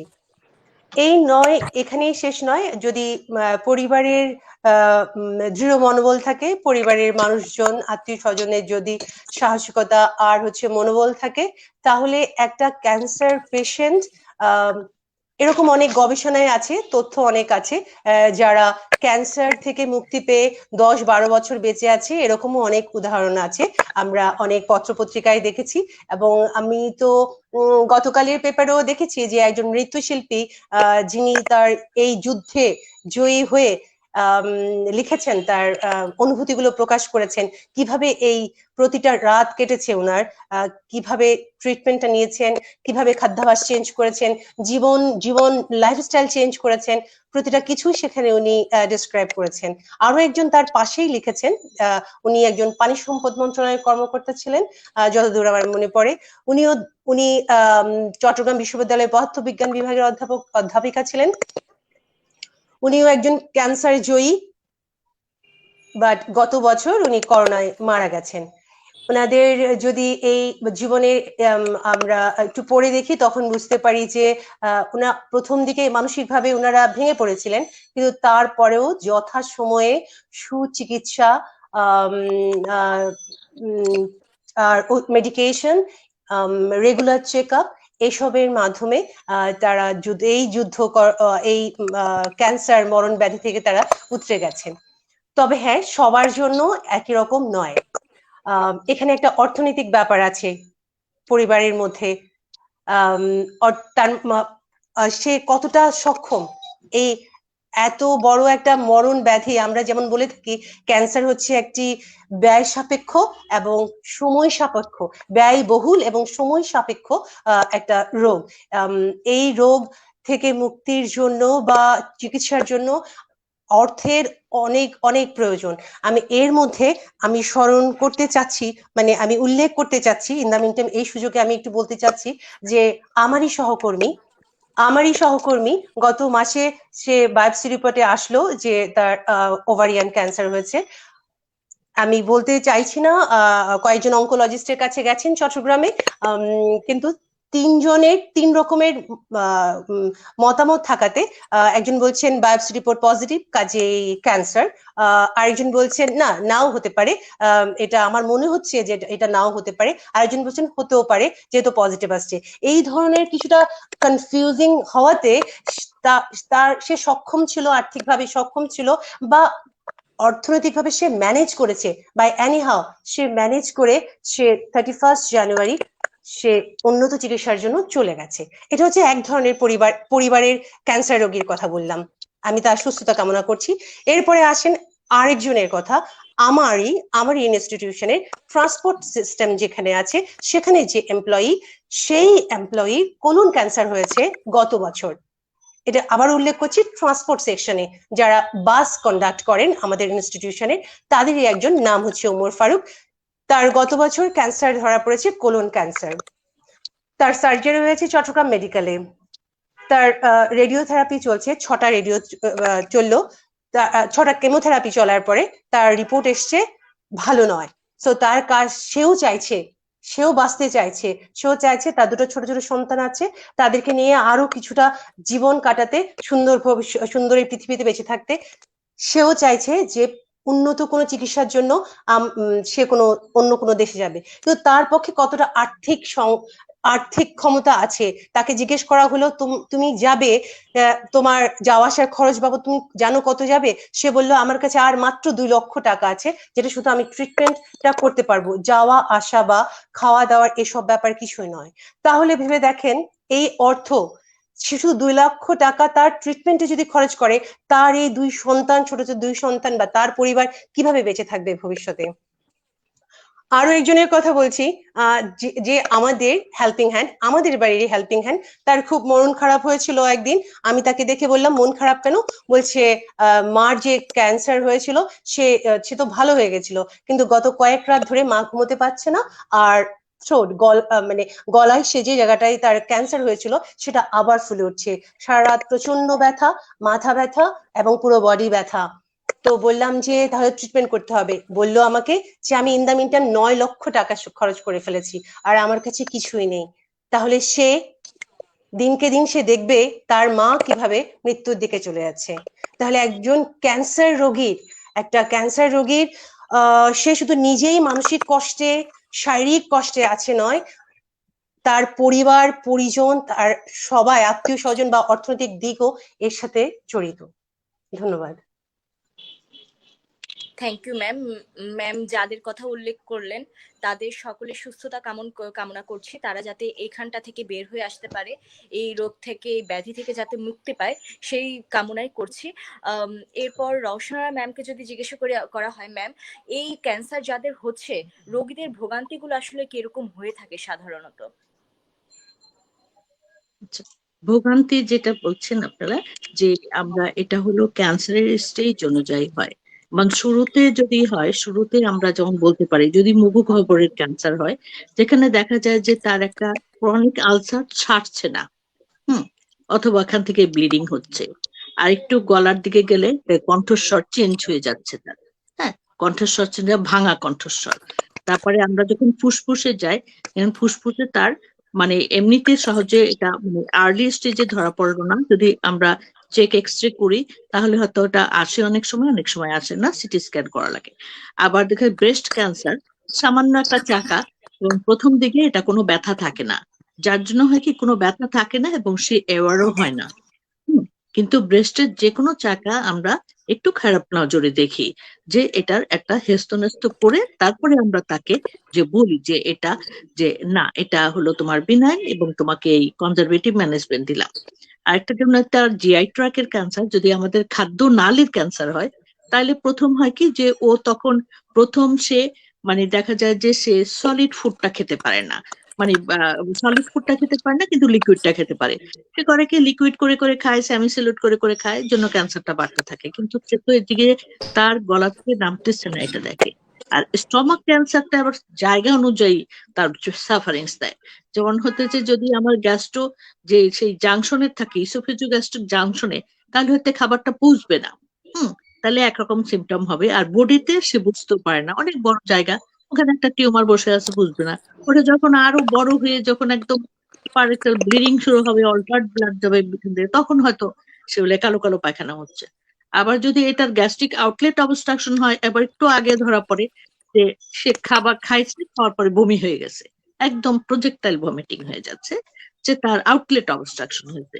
তারপরে কোলনের ক্যান্সারটা এবং অনেক বড় জায়গা, সেখানেও দেখা যায় যে যদি এক সাইডের কোলন হয়, যেখানে হয়তো অবস্ট্রাকশন হয়ে গেল, মানে পায়খানা হচ্ছে না, রাইট সাইডে তো মানে দেখায় অনেকটা সময় পার করে দেয়, যে আসে ও ওর পাশ দিয়ে যায়। কিন্তু লেফট সাইডে হলে যখন অবস্ট্রাকশন হয়ে যায়, তখন হচ্ছে খাচ্ছে, প্রচন্ড পেটের ব্যথা, যাচ্ছে না খাবারটা, পায়খানা হচ্ছে না তার। এটা আমাদের সাফারেন্স গুলো দেখা যায় যে ওর যদি রেকটাল বা কোলন ক্যান্সার হয়, তখন ফ্রেশ ব্লাড আসতেছে, হ্যাঁ, তার হয়তো পায়খানাটা আগে যেরকম আসতো সেভাবে আসতেছে না, বাউল হ্যাবিটটা চেঞ্জ হয়ে যাচ্ছে, ফ্রিকুয়েন্ট ডায়রিয়া, কনস্টিপেশন বারবার হচ্ছে, এই ধরনের হলো সাফারিংস হয়। এবং বেশিরভাগ গুলো দেখা যায় যে এটা হচ্ছে একদম আর্লি স্টেজ, যেটা আমি বললাম। তারপর হচ্ছে আর একটা মেটাস্ট্যাটিক স্টেজ, যে কিছু কিছু ক্যান্সার দেখা যায় যে ভেরি বিগিনিং এটা সিস্টেমিক, যেমন হলো ওর ফুসফুস ক্যান্সার, ব্রেস্ট ক্যান্সার যে এত ভাস্কুলার একটা অর্গান এবং ব্লাড ভেসেল খুব কাছে পায়, ও করে কি যে যখন টিউমারটা থাকে আগে ব্লাড ভেসেলটা ইরোড করে, ও চুপচাপ বসে আছে, ওর তো ব্যথা নাই, সাইজ ছোট, হ্যাঁ, সে করলো কি ওখান থেকে ছুটে রক্তনালীর মাধ্যমে সে গেল ফুসফুসে, লিভারে, রুগীটা ধরা পড়লো লিভার ম্যাস নিয়ে, জন্ডিস নিয়ে আসলো, হ্যাঁ, ফুসফুসে সে কাশি নিয়ে আসলো, সে জানেই না যে তার ব্রেস্টে একটা চাকা আছে। যখন এক্সামিন করতে যায় তখন আমরা দেখি। আবার ওভারি ক্যান্সার তো যেরকম মনে হবে যে কিছু নাই, মাঝে মাঝে একটু গ্যাস হয়, পেটটা একটু ভারী ভারী লাগে, বা ওরকম যখন বড় হয়ে যায় তখন, তার আগে পর্যন্ত সে অতটা কিছুই বুঝে না, কারণ খুব কিছুটা সিমটম বলে, দুর্বল লাগে, খেতে পারি না, এরকম বলবে, হয়তো ব্যথা আছে কি নাই, হ্যাঁ, এরকম। আর বাউল হ্যাবিট অনেক সময় চেঞ্জ হয়, অনেক সময় হয় না, এরকম বিভিন্ন ধরনের ক্যান্সার অনুযায়ী এটার সিমটমটা বিভিন্ন হয়। আর সাধারণত মেটাস্ট্যাটিক যখন এক জায়গা দিয়ে আরেক জায়গায় ছড়ায়, তখন দেখা যায় প্রাইমারি সাইডটাতে কোনো কমপ্লেন নাই, সেকেন্ডারিটাতে গেছে, লিভারে যায়, সে লিভারের যে একটা জায়গা দখল করে ফেললো, দখল করে সে জন্ডিসটা বেশি হলো, তখন আমরা যে জন্ডিস কেন বেশি তখন টেস্ট করে। অথবা একটা gall bladder cancer, gall bladder তার ছিল, সে একটু গ্যাস্ট্রিক গ্যাস্ট্রিক লাগতো, এরকম করতে করতে দেখা গেলো গল ব্লাডার এমন বড় একটা মাস হয়েছে, মাসটা তাকে আর বিলিরুবিনটাকে নামতে দিচ্ছে না, যেটা ব্লাডে চলে যাওয়ার কথা, খুনের ভিতর দিয়ে আমাদের জিআই চলে যাওয়ার কথা, সেটা না যেয়ে ব্যাক করে ব্লাডে গেল, তাহলে জন্ডিস হয়ে সে প্রেজেন্ট করলো। যে এরকম ক্যান্সার অনুযায়ী মানে সিমটমটা এরকম হয়। হ্যাঁ, আর যেগুলো মেটাস্ট্যাটিক সেগুলো তো ওই যেখানে যে আবার বাসা বাঁধলো নতুন করে, হ্যাঁ নতুন করে বাসা বাঁধলো সেইখানে যায় সে সিমটম প্রডিউস করে। যেমন লাঙে বাসা বাঁধলে সে কাফ নিয়ে সিমটম প্রডিউস করবে, সে যদি লিভারে বাসা বাঁধে তাহলে সে পেইন নিয়ে বা জন্ডিস নিয়ে আসবে। হ্যাঁ, ব্রেইনে গেলে সে তখন ইরেলিভেন্ট টক করবে, সে তার ব্যালেন্স হারাই ফেলবে, সেটাও সাইট অনুযায়ী তার সিমটমটা সাফারিংসটা করবে। যেটা যে ম্যাডাম বললেন আমাদের, ম্যাডাম যে বললেন যে পরিবারের যে সাফারিংস, এটাই তো আসলে খুবই সাংঘাতিক। কারণ কেউ এসে বলবে যে উনি কি ভালো হবেন, এটা হ্যাঁ যদি সে স্টেজ 3-4 হয় তাহলে তার ছেড়ে যাওয়ার ইয়ে তো অনেক কমে যায়, 30 থেকে 40%, হ্যাঁ শতকরা। কিন্তু সেখানে আমি কি চিকিৎসা না করে থাকবো? সে ভালো হবে না, সে উত্তর পেয়ে সে গেল, চলে গেল। এখন ওই হোমিওপ্যাথি চলো তাকে অ্যাসুরেন্স দেবে, সে সেটাই নেয়। কারণ আমরা তো মিথ্যা অ্যাসুরেন্স দিতে পারি না, হ্যাঁ বিজ্ঞানসম্মত ভাবে আমাদেরকে অ্যাসুরেন্স দিতে হয়। তাই এই ধরনের মানে তারা চিকিৎসা না নিয়ে থাকবে, তখন তাদেরকে আমরা অনেক কাউন্সিলিং করে বোঝাই সাফারেন্সটা কিন্তু শুধু প্যাশেন্টের একার না, তার পরিবারের সাফারেন্স। একজন যদি পেইনে ঘুমাতে না পারে ঘরের মধ্যে, অন্য সদস্যরা কিভাবে ঘুমাবে? তাই না, সদস্যদের তো ঘুমানোর উপায় না, তাকে টেক কেয়ার করতে হবে। একজন খেতে পারলো না, তার সাথে তো অন্যরা, তার বাচ্চা, তার তার সন্তানের হলে মা, তারা কিভাবে খাওয়া দাওয়া করবে বা খেতে পারতেছে না। মানে এই ধরনের সাফারেন্স গুলো আসলে কম্বাইন্ড ভাবে হয়। এই জন্য আমাদের প্যালিয়েটিভ ক্ষেত্রে যখন আমাদের রোগটা সারবে না জানি, কিন্তু আমরা তাকে একটু দমন পর্যায়ে রাখা যায় নাকি, তার কোয়ালিটি অফ লাইফটা একটু ইনক্রিজ করা যায় নাকি, তার কোয়ালিটি অফ লাইফটা বাড়ানোর জন্য ট্রিটমেন্ট করি, তখন সাফারেন্স গুলো একদম মানে মাল্টি অর্গানে যখন চলে যায়, তখন মাল্টি অর্গান অনুযায়ী মানে সাফারেন্স, হ্যাঁ অর্গান অনুযায়ী যে সাফারেন্স গুলা, এটা আসলে এক কথায় বলে বোঝানো যায় না। এবং পারিবারিক পরিস্থিতি, তার ফিনান্সিয়াল বার্ডেন, এগুলো আসলে যে সাফারার্স তারাই একমাত্র বুঝতে পারে। যার জন্যই তো আমাদের দরকার সচেতনতা, অ্যাওয়ারনেস।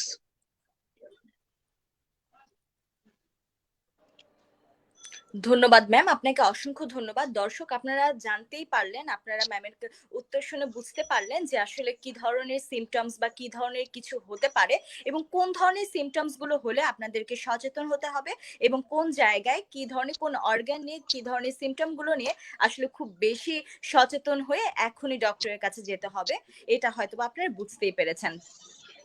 দর্শক এখন আমি কিছু মন্তব্য নেব, আপনারা কমেন্টে আপনাদের প্রশ্ন যদি কোনো থেকে থাকে আপনাদের প্রশ্ন করতে পারেন। আপনাদের প্রশ্ন আমি নিয়ে আমি পৌঁছে দেব আমাদের অতিথির কাছে, তারা উত্তর দেবে।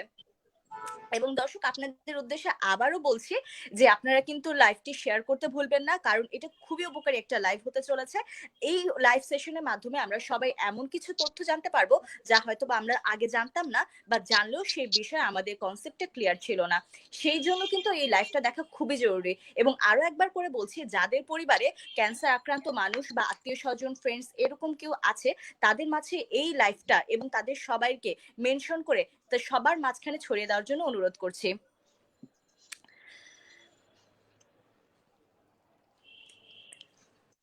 আচ্ছা, সুস্মিতা পাল কমেন্ট করেছেন ভেরি রিয়েলিস্টিক এক্সাম্পল। আসলেই আমাদের ম্যাডামরা, স্যাররা খুবই রিয়েলিস্টিক জীবন থেকে নিয়ে আসলে ইয়ে করছেন, উদাহরণগুলো দিচ্ছেন, যাতে করে আসলে আমাদের বুঝতে আরো অনেক বেশি সুবিধা হবে বলে আমার মনে হয়। রাজীব রায় চৌধুরী প্রশ্ন করেছেন, how proton therapy works on cancer, success rate please. Ma'am Rowshana ma'am যদি একটু বলতেন যে প্রোটন থেরাপিটা আসলে ক্যান্সারের ক্ষেত্রে কিভাবে কাজ করে এবং সেখানে সফলতার হার কি রকম হয়ে থাকে সাধারণত। হ্যাঁ, প্রোটন থেরাপি হলো একটা নতুন টাইপের থেরাপি, যে আমরা যদি চিকিৎসার এই যে এটা একদম মলিকুলার লেভেলে যদি যাই, যে ধরো একটা অ্যাটমে কি আছে, আমাদের হলো সেন্টারে আছে প্রোটন আর নিউট্রন, আর আমাদের পেরিফেরিতে আছে ইলেকট্রন। এখানে যে এই প্রোটনটা নিয়ে আমাদের চিকিৎসা, সেই প্রোটন থেরাপি এবং আমাদের যে ফোটন বিম, যেটা আমরা এক্স রেতে পাই, হাই এনার্জি এক্স রেতে আমরা চিকিৎসা করতে যে এক্স রেতে পাই, সেটা যেমন হচ্ছে যে সেটার সাথে তার বিস্তর পার্থক্য আছে। হ্যাঁ, এখানে সাধারণত এটার সাকসেস রেট অনেক বেশি ভালো, কিন্তু এটা ইনস্টলমেন্ট কস্টটা অনেক বেশি। যেমন এখানে হচ্ছে আমি যদি একটা ডিপ সিটের টিউমার হয়, আমি এনার্জি হিসাব করে ঠিক ওই জায়গাটাতেই টিউমার পর্যন্ত আমার বিমটাকে ফেলতে পারি। হ্যাঁ, একজন রেডিয়েশন অনকোলজিস্ট হিসাবে খুব সাধারণ মানুষের বোঝার মতো করে আমি বলছি যে তার এই ক্যাপাসিটি আছে যে নির্দিষ্ট ডেপথে যায় নির্দিষ্ট এনার্জির বিম, ওই ডেপথের পরে সে আর ওখানে আর এনার্জি দিবে না। সাধারণত আমরা যে ফোটন দিয়ে চিকিৎসা করি, যেমন সবগুলা এখন আপনাদের ফিজিক্সে চলে যেতে হয়, কিন্তু অত কিছু বললে আমার দর্শকরা কিভাবে নিবে আমি ঠিক জানি না। যে আমাদের যেমন বিমটা যখন রেডিয়েশন বিমটা যখন পড়ে যে ক্যান্সারের সেলকে কিল করার জন্য, তখন হয় কি আমার যদি একটা টিউমার 10 সেন্টিমিটার ডেপথে থাকে, আমি তার যদি ফোটন বিম দেই, তাহলে আমি হিসাব করে 10 সেন্টিমিটার নিচে আমার 100% ডোজ পাবো।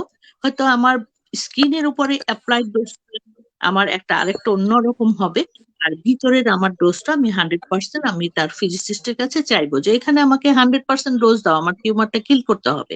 হুম, সেরকম সেই ক্ষেত্রে হয় কি আমার ওইখানে ডোজ পায়, কিন্তু তারপরে টিউমারটা ভেদ করে যে জায়গাটা সেখানে কি পায় না, সেখানেও পায়। এবং যদিও তার ইন্টেন্সিটি আস্তে আস্তে কমতে থাকে, কিন্তু একদম শূন্য না, তারপরেও সে পায়, যার জন্য আমাদের ট্রিটমেন্টের সাইড ইফেক্ট হয়, যে জিনিসটা প্রোটন থেরাপিতে হয় না। প্রোটন থেরাপি আমি যদি এনার্জি হিসাব করে মনে করি যে আমার এই এনার্জি প্রোটন থেরাপি আমি দেব, এই ডেপথে আমার টিউমার, তারপরে ও সাডেন অফ হয়ে যায়। হ্যাঁ, সাডেন অফ হয়ে যায় এবং বাকি যে মিডিয়া ওটার ভিতর দিয়ে সে পাস করে না। হ্যাঁ, পাস করে না, তাহলে আমাদের সাকসেস রেটটা অবশ্যই বেশি হবে।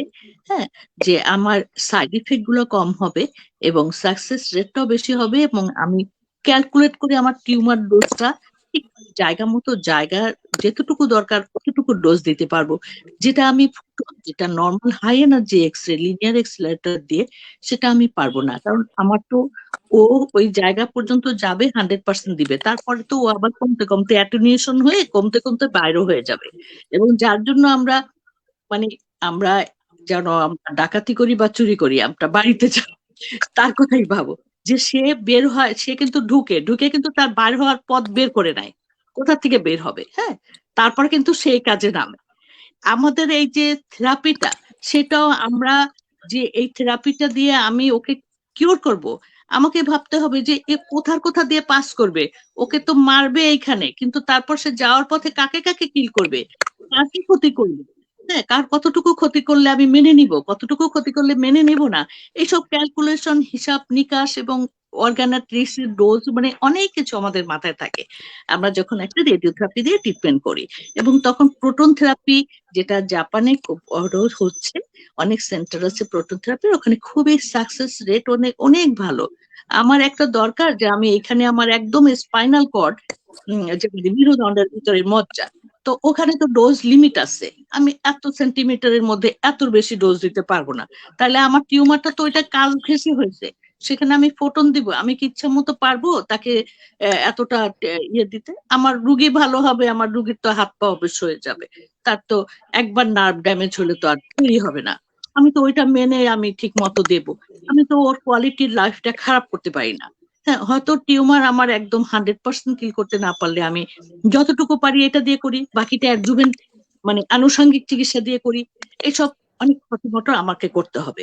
কিন্তু আমি যদি ওখানে প্রোটন পাইতাম, আমি তো জানি যে প্রোটন এতটুকু যাবে, এতটুকুর পরেও যাবে না, ও থেমে যাবে।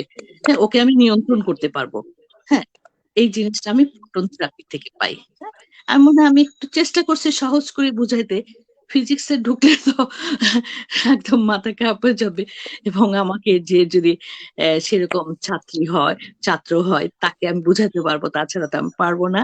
কিন্তু আমি যেভাবে বলছি একটা সাধারণ মানুষও বুঝতে পারবে, আশা করি।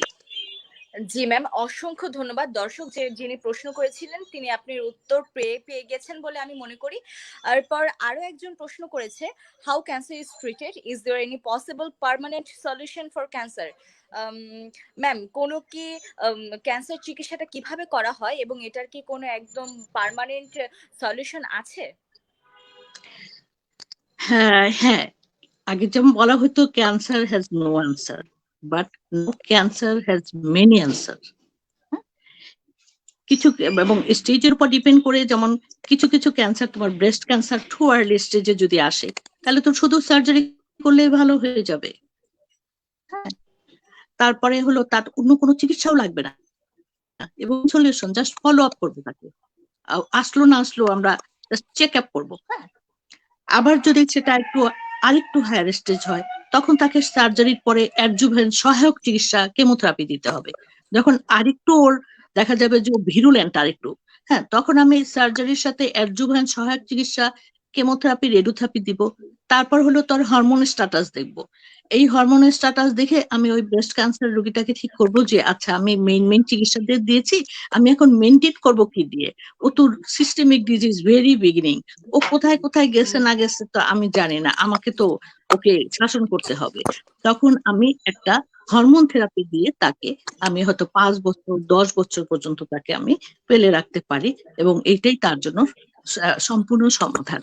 এবং কিছু কিছু ক্যান্সার আছে যেগুলো আসলে স্টেজের উপর অবশ্যই ডিপেন্ড করে, টিউমার সাইজ, টিউমারের গ্রেডিং, টিউমারের কোয়ালিটি, এবং এই একই জায়গায় ব্রেস্ট ক্যান্সার, কিন্তু এটা যদি আমার কানেক্টিভ হতে হয় তাহলে কিন্তু আমি সেটাকে কিন্তু এত সহজে পারবো না। হ্যাঁ, কানেক্টিভ টিস্যু টিউমার সে হলো একদম আমাদের ব্লাড ভেসেলের সাথে খুব তাড়াতাড়ি চলে যাবে। হ্যাঁ, ওকে আমাকে বেশি দিতে হবে, ওর জন্য পার্মানেন্ট সলিউশন পাওয়া খুবই কষ্টকর হয়, এবং রিকারেন্স হলে আবার সার্জারি লাগে, আবার কেমোথেরাপি লাগে, এরকম। শুধু দেখো টাইপের জন্য আমি কিন্তু ব্রেস্ট ক্যান্সার আগে বললাম যে কত সহজ, আবার এই টাইপটা হয়ে গেল খারাপ, এখন আমাকে আবার এইভাবে হাঁটাইতেছে। অথবা আমার একটা ব্রেস্ট ক্যান্সার হলো আমার এখানে হলো মানে এখন একটা ভালো একটা, হ্যাঁ, দেখা যায় যে শুধু সার্জারি করলেই ভালো হয়ে যায়, কিন্তু রিপিট হতে পারে। সেজন্য আমরা যদি ওর মার্জিনে কোথাও কিছু থাকে তাহলে পরে রেডিওথেরাপি দিলাম। হ্যাঁ, আর তাহলে ওর পার্মানেন্ট সলিউশন হয়ে গেল। ইভেন হলো মানে অনেক বড় টিউমারও হয়ে যায়, দেখা যায় যে হয়তো এটা ম্যালিগন্যান্ট, কিন্তু ম্যালিগন্যান্ট না, দেখা যাবে ওটা বিনাইন, হয়তো আমি সার্জারি করার পরেই সে ভালো হয়ে গেল। হ্যাঁ, এরকম। এবং ক্যান্সারের উপরে ডিপেন্ড করে। পার্মানেন্ট সলিউশন হচ্ছে যাদের মেনটেনেন্স থেরাপি যেই টিউমার গুলোতে আমরা দিতে পারি তারা মোটামুটি কিওর, এবং তারা হলো তাদের রিকারেন্স হওয়ার সম্ভাবনা কম। এবং টিউমার টাইপের উপর ডিপেন্ড করে, যেমন লিম্ফোমা, এই যে গলার কাছে গুটলি গুটলি হওয়া, এই হওয়া লিম্ফোমা। হ্যাঁ, এইগুলো যদি আমাদের যে লিম্ফ নোড যে হয় এগুলো কিন্তু 100 ভাগ ভালো হয়ে যায়। ইভেন স্টেজ 3-4-এ, স্টেজ 4-এ আমার ভাই আছে, আমার মামাতো চাচাতো ভাই, সে ভালো হয়ে গেছে। হ্যাঁ, সে কিন্তু 4-এ তার বোন ম্যাশ হয়ে গেছিল, বনে চলে গেছিল, তারপরও তাকে আমরা ট্রিটমেন্ট দিয়ে কিওর করে সে ভালো আছে। সে তার তখন এমফিল কমপ্লিট হয় নাই, সে এমফিল করলো, এখন সে চাকরি বাকরি করে খাচ্ছে, তার বিয়ে শাদী করছে, তার বাচ্চা হয়েছে। হ্যাঁ, সে ভালো আছে, কত একটা সুখের কথা, তাই না? এরকম। আবার দেখো আমাদের, হ্যাঁ, আমাদের একটা পেশেন্ট ছিল 8 বছর বয়সে ক্যান্সার, 8 বছর বয়সে ব্রেস্ট ক্যান্সার, এত অবাক করা কাণ্ড। সে প্রায় 5-7 বছর এই টিউমার চিকিৎসা করছে, করার পরে তারপরও দেখা গেল যে ওর আবার বোনসে সরাই গেছে, ওর ফুসফুসে, ওর লিভারে গেছে অবস্থা। এখন আমাদের সবাইকে ভাবাই তুলছে 8 বছর, ওর তো হওয়ারই কথা না, ওর হয়েছে, তাহলে এটা নিশ্চয়ই বিরল, এবং টাইপটাও বিরল। তখন আমরা ইউএসএ তে কন্ট্যাক্ট করে ওই পেশেন্টটাকে আমরা, আমাদের ডক্টররা ইউএসএ তে নিয়ে গেছে, আমরা অনলাইন টিউমার করছি। এখন যেন অনলাইনটা কত সহজ, তখন অনলাইন সহজ ছিল না। হ্যাঁ, তখন আমরা এই যে অনলাইন টিউমার বোর্ড করছি, তখন ওরা বলছে শুনো, একটা রিসার্চে একটা ওষুধ আসছে, আমরা ফ্রি দিব, তুমি ওকে রাজি করাও, আমরা ভাড়া দিব, তোমাকে নিয়ে যাব। আমরা কিন্তু আমাদের একজন doctor professor Mostak Hossain sir, উনি সেই পেশেন্টকে নিয়ে কোরবানির ঈদের মধ্যে ওই রুগীটাকে নিয়ে গেছে, যাইয়া ওরা যে ফ্রি নিতে চাইছে, একদম টাকা পয়সা সব দিয়ে দিচ্ছে, যে ঠিক আছে, ওখানে যাইয়া ওর চিকিৎসা করলো 3-4 দিন, ওনাকে বুঝায় দিয়া রুগীটাকে, ওর মা সহ। তারপরে আমার ডক্টর চলে আসছে, আর ও আরো 2 মাস ছিল। তারপর না কি আশ্চর্য, সেই অঞ্জনা ভালো হয়ে গেছে। অঞ্জনা 2 মাস চিকিৎসা করছে, তারপর সে ফিরে আসছে এবং সে ভালো হয়ে সে গত বছর এসএসসি পাস করে সে আমাদেরকে ফোন দিছে। ওর ফোন পায় যেন আবার চোখে পানি চলে আসছে। এত ভালো খবর, ভাবছি তোমাকে পাবো কিভাবে, তোমাকে তো আমি আদর করতে চাই, ধরতে চাই, দেখতে চাই। হ্যাঁ, তারপর ও আসছে আমাদের একটা প্রোগ্রামে, আমরা ওকে পাইছি সার্ভাইভার হিসেবে, এবং বিরল একটা রোগ এবং একটা নতুন একটা ড্রাগ দিয়ে তারা ট্রাই করছে। হ্যাঁ, সেই ট্রাই করার পরে ওই ড্রাগটা এখন এফডিএ অ্যাপ্রুভাল পাইছে। যখন ট্রাই করছে তখন পায় নাই অ্যাপ্রুভাল, একদম আশা ছেড়ে দিয়ে তারপর যদি বাঁচে এই জন্য দিচ্ছে। অনেক সময় ট্রাইও করতে হয়, হ্যাঁ, নতুন কিছুতে যেতেও হয় অনেক সময়। বাহ, ধন্যবাদ ম্যাম।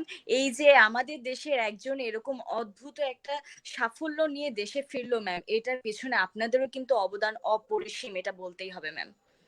হ্যাঁ হ্যাঁ, আমি তো মোস্তাক ভাইকে অনেক ধন্যবাদ দিচ্ছি।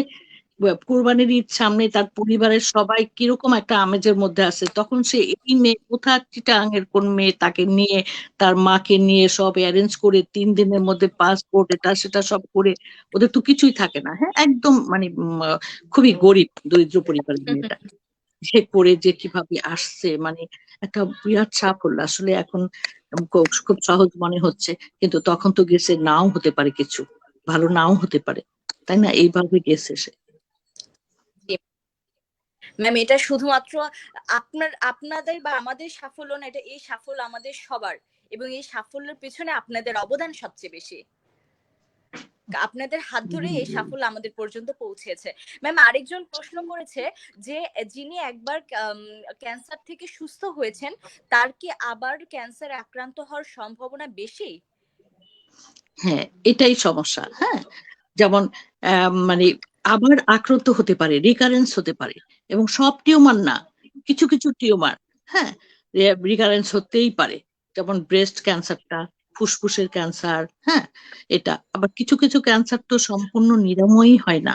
হ্যাঁ, আর কিছু কিছু ক্যান্সার আর্লি স্টেজে আসলে ভালো হয়ে যায়, হ্যাঁ, নিরাময় হয়ে যায়, সেগুলো একদম কোনো ইয়ে নাই। দেখা যায় যে থাইরয়েড ক্যান্সার হলে অপারেশনটা করলো, করার পরে একটা আয়োডিন অ্যাবলেশন করলো ডিএসএম মধ্যে, অ্যাবলেশন করে ওর কিন্তু সার্ভাইভাল আদার পিপলের সার্ভাইভালের মতো, হ্যাঁ, 20 ইয়ার্স সার্ভাইভাল দেখা যায় যে আদার, ওর বয়সে যদি বয়স 40 নিচে হয় ওর সার্ভাইভাল, এবং ওয়েল ডিফারেন্সিয়েটেড টিউমার হয়, শুধু তার ওখানেই ছিল, কোথাও ছিল না, হ্যাঁ, তো ওই প্যাশেন্টটা ইয়ে মানে ভালো হয়ে যায়, সম্পূর্ণ ভালো হয়ে যায়, ওর কোনো রিস্ক থাকে না।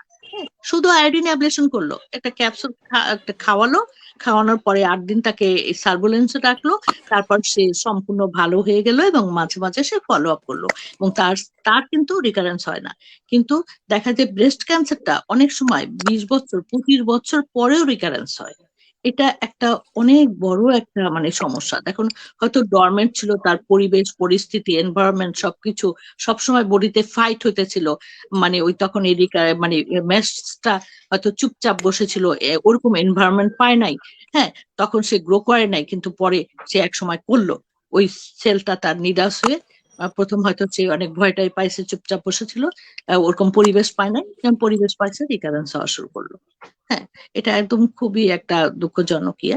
এই জন্যই ফলো আপটা দরকার। হ্যাঁ, যদি ফলো আপে থাকে, সে ডক্টরের পরামর্শ মতো থাকে, নির্দিষ্ট সময় কিছু কিছু পরীক্ষা করতে হয়, পরীক্ষাগুলো করে সাকনির মতো ছেকে ছেকে দেখলাম যে আছে কি নাই, হ্যাঁ, তোর ভিতরে সম্ভাবনা আছে কি নাই, এই জিনিসগুলো আমরা দেখে দেখে মানে প্যাশেন্টটাকে ঠিক রাখি। হ্যাঁ, এবং এবং অবশ্যই এটা খুব দরকার। অনেক সময় দেখা যায় যে ম্যাডাম আমার টাকা পয়সা নাই, আমি এটা এখন করতে পারবো না, আবার বুঝাই টুঝাই দিয়েছে, আচ্ছা ঠিক আছে, যখন তুমি পারো এটা করে অ্যাজ আর্লি অ্যাজ পসিবল তুমি চলে আসো, কারণ তোমার তো এটা হতে পারে, এরকম এইসব জায়গা থেকে আবার রিকারেন্স হতে পারে। হ্যাঁ, তখন তো আবার ওকে শিখাইও দিই যে তুমি এইখানে হাত দিয়ে দেখবা, গলায় হাত দিয়ে দেখবা, এইখানে হাত দিয়ে দেখবা যেখানে আবার চাকা ফিরে আসছে নাকি, বগলে হাত দিয়ে দেখবা, অপোজিট ব্রেস্টে দেখবা, নিজেরটা নিজে প্রতি মাসে পরীক্ষা করবা, এইভাবে কিছু টিপসও দিয়ে দিতে হয়।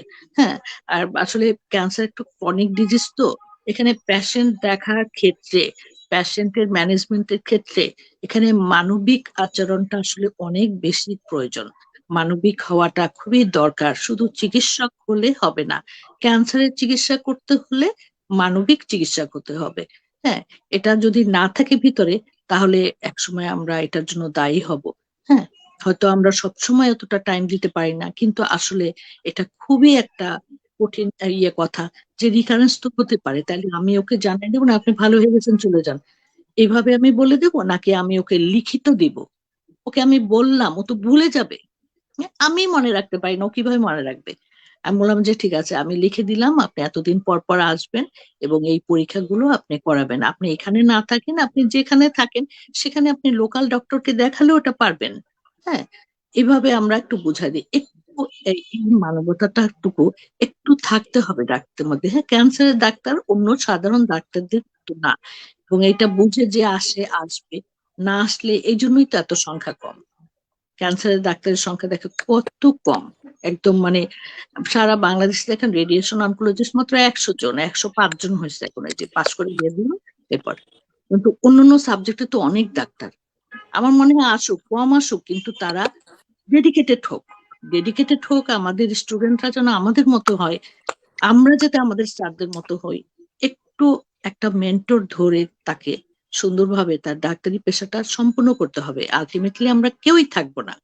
হ্যাঁ, আমি থাকবো না, কিন্তু আমার পেশেন্টের প্রেসক্রিপশনে নির্দেশনা থাকবে, নির্দেশনা অনুযায়ী সে চলবে। আমি না থাকলে আমি তো আজকেও মারা যেতে পারি, পরের দিন সে কি ডাক্তার দেখাবে না? সে অবশ্যই একজন ডাক্তার দেখাবে। তার লাইনটা বলতে হবে, গাইডলাইন বলতে হবে, তার প্রেসক্রিপশনে এটা রাখতে হবে। হ্যাঁ, প্রেসক্রিপশনটা রাখতে হবে, প্রেসক্রিপশনটা দেখাতে হবে, এটা উপকারী হতে হবে।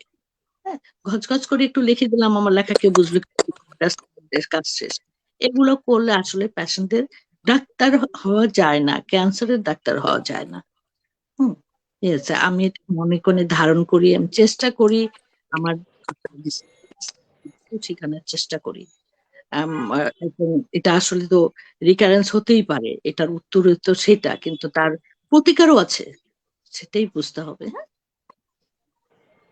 জি ম্যাম, অসংখ্য ধন্যবাদ আপনাকে এত সুন্দর করে বুঝিয়ে বলার জন্য। আরেকটা প্রশ্ন আছে আমাদের। স্যার, আপনাকে আবার স্বাগত জানাচ্ছি আমাদের মাঝে। জি, থ্যাংক আমি ইউ। আরেকটা ওয়েলকাম স্যার। আমি আরেকটা প্রশ্ন নিচ্ছি। স্যার, আপনাকে প্রশ্নটা করি। এখানে একজন প্রশ্ন করেছে, which is the hardest cancer to detect? Sir, কোন ক্যান্সারটা আসলে চিহ্নিত করা সবচেয়ে বেশি কঠিন? আচ্ছা, এটা আমার মনে হয় ম্যাডাম উত্তর দিলেই সবচেয়ে ভালো হয়, কারণ ম্যাডামের একদম সরাসরি এক্সপিরিয়েন্স। আমি তো আসলে মলিকুলার অনকোলজি নিয়ে কাজ করি। তবে আমি জাস্ট সাধারণভাবে একটা প্রিন্সিপালের ব্যাপারটা বলি। সেটা হচ্ছে আমাদের অনেক অর্গান আছে যেগুলো আমরা তুলনামূলকভাবে বাইরে থেকে আমরা ভালোভাবে বুঝতে পারি, অথবা যেটাকে ফিল করা যায়। এই টাইপের অর্গান গুলো, যেটা যেমন ব্রেস্ট ক্যান্সারের কথা বলছেন, স্ক্রিনিং করার জন্য তুলনামূলকভাবে সহজ। আবার আবার কিছু আছে যেগুলো আসলে এত ভিতরে শরীরের এবং এত ছোট যে সেই জায়গাগুলো আসলে সবসময় ওইটার ইম্প্যাক্টটা বুঝতে অনেক দেরি হয়ে যায়। যেমন খুব জটিল একটা ক্যান্সার হলো, আমরা বলি প্যানক্রিয়াটিক ক্যান্সার। এটা বেশিরভাগ সময় ধরা পড়ে একেবারে শেষের দিকে এসে, এবং তখন ওটাকে যেটা আমরা বলি যে প্যানক্রিয়াস থেকে এটা হয়তো অন্য জায়গায় ছড়িয়ে গেছে। তো এইটার মূল কারণটা হচ্ছে কি, যে যেটা বলছিলাম যে এত ভিতরে, এবং তারও ওটার ভিতরে যখন ছোট্ট একটা অঙ্গ আমাদের শরীরের, এবং তারপর তার ভিতরের ক্যান্সার হওয়ার পরে ওটা থেকে মানে ম্যালিগন্যান্সি হয়ে অস্বাভাবিকতা পুরো শরীরে বুঝতে পারতে পারতে দেখা যায় যে হয়তো অন্য অন্য অর্গানে ছড়িয়ে গেছে। তো এটার খুব ফেমাস একটা এক্সাম্পল আছে যে প্যানক্রিয়াটিক ক্যান্সারের কিন্তু আসলে মৃত্যুর সংখ্যা কিন্তু অনেক হাই। তার অন্যতম কারণ হলো এই ক্যান্সার অন্যান্য অঙ্গে ছড়িয়ে যাওয়া। এটা জাস্ট আমি প্রিন্সিপালের কথাটা বললাম যে যে কারণে আমাদের অনেক সময় বুঝতে অসুবিধা হয়। আর এর বাইরেও অনেক রেয়ার বেশ কিছু ক্যান্সার আছে, সেগুলো তো আমরা অনেক পরে বুঝতে পারি। সেই রেয়ার ক্যান্সারের দিকে আমি পাচ্ছি না, বাট ম্যাডামের কাছ থেকে আমি আসলে এই উত্তরটা নিলে বোধহয় সবারই সুবিধা হবে। Thank you. জি ম্যাডাম, যদি একটু বলতেন রওশনারা ম্যাম। ডায়াগনোসিস করা খুব কঠিন, সেটা কি বলছে নাকি? ধরা প্রশ্নটা এটা ছিল, তাই তো? আচ্ছা, হ্যাঁ, কোনটা হচ্ছে হ্যাঁ, চিহ্নিত করা সবচেয়ে কঠিন? সবচেয়ে কঠিন সেটা হচ্ছে যদি কার্সিনোমা আননোন প্রাইমারি হয়। হ্যাঁ, আমি প্রাইমারিটা পাচ্ছি না, সেকেন্ডারিটা পাচ্ছি। আমি পরীক্ষা করে পেলাম metastatic carcinoma, metastatic poorly differentiated carcinoma. হ্যাঁ, এখন পোরলি ডিফারেন্সিয়েটেড যদি বলে তাহলে আমি কোনটা বলবো? এটা কি adenocarcinoma, squamous cell carcinoma, small cell carcinoma, large cell carcinoma, কোনটা? কোথায় ফেলবো? কোথাও ফেলতে পারতেছি না। হ্যাঁ, সেটা তো অবশ্যই কঠিন। এবং সেক্ষেত্রে আমাদের এখন এটা সমাধান আসছে যে আমরা ইমিউনোহিস্টোকেমিস্ট্রি করি। হ্যাঁ, এবং এটা কোন দিক থেকে আসছে? এটা কি ইপিথেলিয়াল সেল অরিজিন, না কানেকটিভ টিস্যু অরিজিন, না নিউরোএন্ডোক্রাইন অরিজিন, এটাও বুঝতে পারতেছি না। হ্যাঁ, এই ক্যান্সার গুলোর সাধারণত এগুলোই ডায়াগনোসিস করা কঠিন। সেই সব ক্ষেত্রে আমরা ইমিউনোহিস্টোকেমিস্ট্রির সহায়তা নিই। যেমন আমার যদি তখন ইমিউনোহিস্টোকেমিস্ট্রি করে আমি প্যানসাইটোক্রাটিন পজিটিভ পাই, বুঝলাম যেটা যে কোনো ভাবে ইপিথেলিয়াল অরিজিন। তারপর আমি খুঁজে ইপিথেলিয়াল অরিজিন, তাহলে আমার স্কোয়ামাস নাই তো এডিনো, তাহলে এডিনো TTF1 করলে আমি এডিনো পাবো। এইভাবে অনেক মার্কার আছে, এই মার্কার গুলো দিয়ে আমরা বুঝতে পারি। হ্যাঁ, আবার দেখা যায় আমার জিআই ট্র্যাকে ক্যান্সার আসছে, আমার CA 19.9, এটা হচ্ছে আমাদের বেশি বাড়বে। হ্যাঁ, এটা দেখে আমরা কিছুটা আন্দাজ করতে পারি, যেমন প্যানক্রিয়াস অথবা লিভার অথবা ওভারির ক্যান্সার একটা মার্কার দিয়ে আমরা বুঝতে পারি। ওভারিটা যেমন বোঝা যায় না, যেমন আমি যদি CA 125 একটা মার্কার করতে দিই, তাহলে দেখা যায় CA 125 অনেক, তার 35 থাকার কথা, আছে 4000। হ্যাঁ, তখন আমাকে অবশ্যই ওভারির, তারপর এটা স্পেসিফিকও না, ওভারিও হতে পারে, যে কোনো কারণে যদি তার পেরিটোনিয়াল ইরিটেশন হয় তাহলেও হতে পারে, রিসেন্ট তার একটা অপারেশন হয়েছে সেটাও হতে পারে, গল ব্লাডার অপারেশন হতে পারে, কিন্তু আমাকে জাজ করতে হবে। এখানে হলো ফিজিশিয়ানের মানে তার আর্ট, যে কিভাবে সে প্রাইমারিটা খুঁজে বের করবে। আবার অনেক সময় দেখা যায় প্রাইমারি 15% কেসে প্রাইমারি পাওয়াই যায় না। সেটা ধরো কিরকম, যখন আমি আদার সব পরীক্ষা করলাম, ইমিউনোহিস্টোকেমিস্ট্রি করলাম, আমি ওখানে বায়োপসি করলাম, সবকিছু করলাম, প্রাইমারিটা খুঁজে পেলাম না। সেখানে দেখা যায় যে এরকম অবস্থাও অনেকগুলো থাকে, সেগুলো অবশ্যই ডিফিকাল্ট। হ্যাঁ, আবার যখন আমাদের তখন আমরা সেকেন্ডারিটা ট্রিটমেন্ট দিতে থাকি, অনেক সময় তার প্রাইমারিটা ধরা পড়ে, অনেক সময় ধরা পড়ে না। যেমন বুক টিচিং বলে যে আমার প্রাইমারিটা যদি একদম পিনহেড সাইজ হয়, প্রাইমারিটা খুব কম ছিল, ছোট ছিল, কিন্তু এমন ভাবে সে ব্লাড ভেসেলের কাছে ছিল যে ওই ছোট পিনহেড সাইজ বা একটা মানে এর মতো সেখান থেকেই সে ছড়াইতে সক্ষম হয়েছে। হ্যাঁ, তার ওইখানের পরিবেশটা তার এমন ছিল, তা ওখান থেকে ছড়াই গেছে। আমি যখন সেকেন্ডারিটা ট্রিটমেন্ট করলাম, প্রাইমারিটা জাস্ট মরে গেল, যেমন হলো মানে প্রাইমারিটা আর খুঁজে পাওয়া গেল না। এবং সেই ক্ষেত্রে কিন্তু ওরকম আননোন প্রাইমারি কেস সেটাও কিন্তু ভালো হয়ে যায়। যদি সেই বুক টিচিং এর থিওরিটা আমরা বলি। আরেক থিওরিটা হচ্ছে যে ও তখন প্রকাশ পেল না, কিন্তু পরে সে তার সিমটম প্রডিউস করা শুরু করলো, তখন তাকে বোঝা গেল যে এখানে, অথবা তার মার্কারটা রেঞ্জ হলো, তখন আমরা ওইখানে সার্চ দিই। হ্যাঁ, আমি একটা ব্রেন টিউমারের কথা বেশি ঝামেলা হয়, ব্রেন টিউমার জন্য আমার ব্রেন টিউমার একটা ধরা পড়ছে, যদি ছোট সাইজ হয় তাহলে তো অত বেশি সিমটমও দেয় না। হ্যাঁ, আবার যদি বেশি বড় সাইজ হয়, সেটা ভালো হোক মন্দ হোক আমাকে কাটতে হবে, কারণ ব্রেন তো আমার বাড়ার মতো কোনো জায়গা নাই। ওকে তো আমার প্রেশার বাড়ায় দিবে, আমার ইন্টারক্রেনাল প্রেশার বাড়াবে, বমি হবে, ব্লাডিং অফ ভিশন হবে।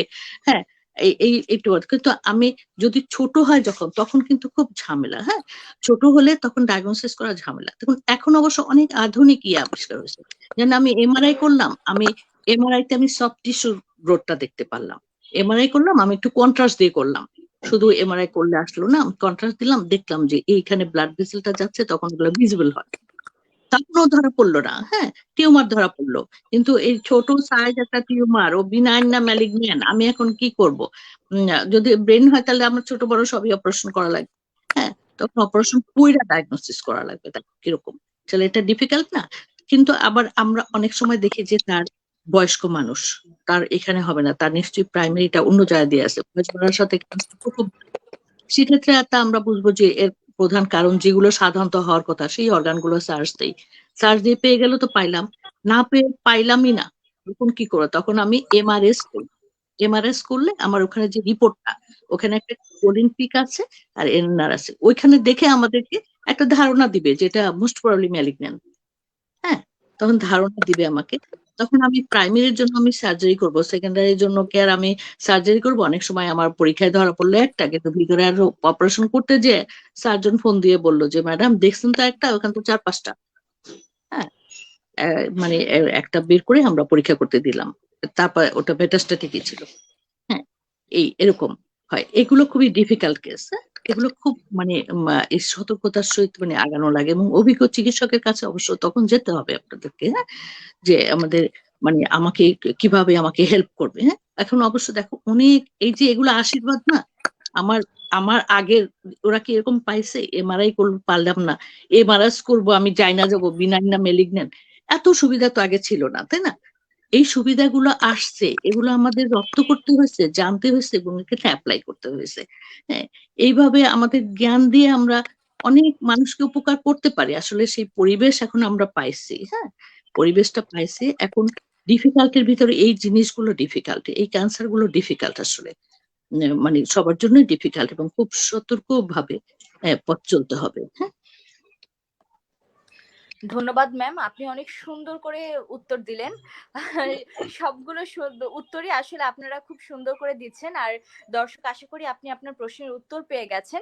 ম্যাম আরেকটা প্রশ্ন নিচ্ছি, ম্যাডাম বাংলাদেশে সম্প্রতি কোন ক্যান্সারে মানুষ বেশি আক্রান্ত হয়?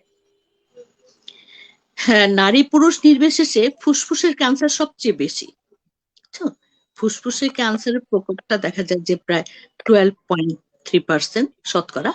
আর ফুসফুসের ক্যান্সার যেটুকু বেশি থাকছে, মৃত্যুর হার সব ক্যান্সারের চেয়ে ফুসফুসের ক্যান্সারের মৃত্যুর হার বেশি, 18.4%, হ্যাঁ, শতকরা। মৃত্যুর হার এটা সবচেয়ে বেশি। আর এটা পুরুষ মহিলা ভেদে পার্থক্য আছে, এজ ভেদে পার্থক্য আছে। তুমি যদি মানে এডাল্ট টিউমার গুলো দেখো, সেখানে হচ্ছে তোমাদের মেলের জন্য ফুসফুসের ক্যান্সার সবচেয়ে বেশি, হ্যাঁ, তারপর হচ্ছে তার জিআই ট্র্যাকের cancer, colon cancer, prostate cancer, তার rectal cancer, pancreatic cancer, liver cancer, হ্যাঁ। আর যদি তুমি ফিমেল দেখো, ফিমেলে হচ্ছে 1 নম্বরে আমাদের দেশে আছে ব্রেস্ট ক্যান্সার, তারপর জরায়ুর মুখের ক্যান্সার, তারপরে হলো বাকিগুলো ফুসফুসের ক্যান্সার, তারপরে হলো যেগুলো বললাম কোলন ক্যান্সার, হ্যাঁ, এরকম। তাই সবচেয়ে বেশি মানে যেটা, সেটা হলো আমাদের যেটা মানে ভালো কথা যে আমরা মানে জানি যে ব্রেস্ট ক্যান্সার সবচেয়ে বেশি এবং জরায়ুর মুখের ক্যান্সার সবচেয়ে বেশি, এবং এই দুইটারই স্ক্রিনিং আছে এবং এটা আমরা পর্যায় থেকে একদম প্রাথমিক পর্যায় থেকে ধরে আনতে পারি, এই সুবিধাটা আছে। কিন্তু লাং ক্যান্সারের বেলায় কিন্তু আসলে এই সুবিধাটা না থাকার জন্য এটা এত ভয়াবহ। লাং ক্যান্সার এমনিতে একটা ভাস্কুলার অর্গানে গ্রোথটা হয়েছে, ব্লাড ভেসেলকে একদম মানে কি বলবো একদম ওর যাওয়াও লাগলো না কোথায়, ও ওইখানের মধ্যেই গ্রো করে গেল। হ্যাঁ, এটা তারপরে দেখো এটার জন্য এটা এত খারাপ। আর হলো এটার হলো এমন তো ছোট অবস্থায় কোনো সিমটমও দেয় না, হ্যাঁ, কত একটা বন্ধ হয়েছে কি হয়েছে, হাজারটা তো খোলা আছে, হ্যাঁ, তোর শ্বাস তোর এয়ার যাইতেছে বার হইতেছে, খুব একটা সমস্যা করতেছে না। যখন আরেকটু বৃদ্ধি পায় যখন বা জায়গা অনুযায়ী, যে এমন জায়গা থাকতো পেরিফেরালি বুঝতে পারলো না, একদম সেন্ট্রালি যদি হয় তাহলে সিমটমটা একটু বেশি হয়। এই জন্য আর কি দেখা যায় যে এগুলো একটু ভয়াবহ বেশি, হ্যাঁ। আর এই তো মানে এই মানে পুরুষ মহিলা ভেদে হয়, এবং কিছু কিছু ক্যান্সার যেমন বাচ্চাদের বেশি হয়, হ্যাঁ, আবার ইয়াংদের বেশি হয়, হ্যাঁ, যেমন লিম্ফোমাটা ইয়াংদের বেশি হয়। তারপরে তোমার ইসের যেমন ব্রেইনের কিছু টিউমার হলো বাচ্চাদের বেশি হয়। এইভাবে কোনটা বেশি সেটা হলো পুরা বাংলাদেশেই হলো তোমার ফুসফুস বেশি, মহিলাদের জন্য ব্রেস্ট, তারপর জরায়ুর মুখের ক্যান্সার, আর নারী পুরুষ সবাই মিলেই ফুসফুসের ক্যান্সার।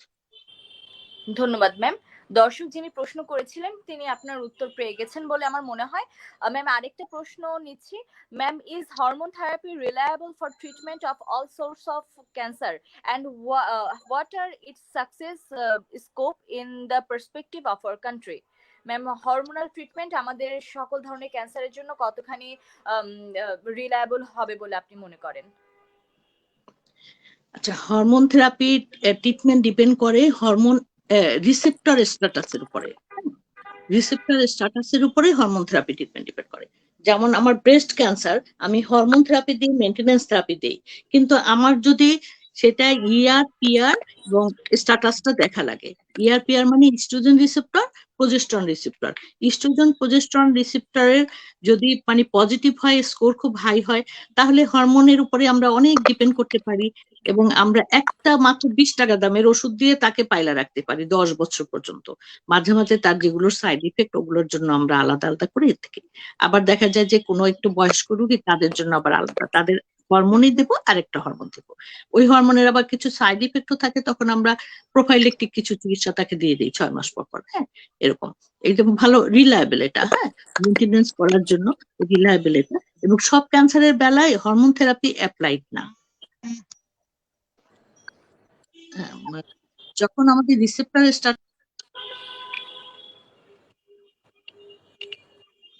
ম্যাম মনে হয় ওনার কানেকশনটি হারিয়ে ফেলেছেন।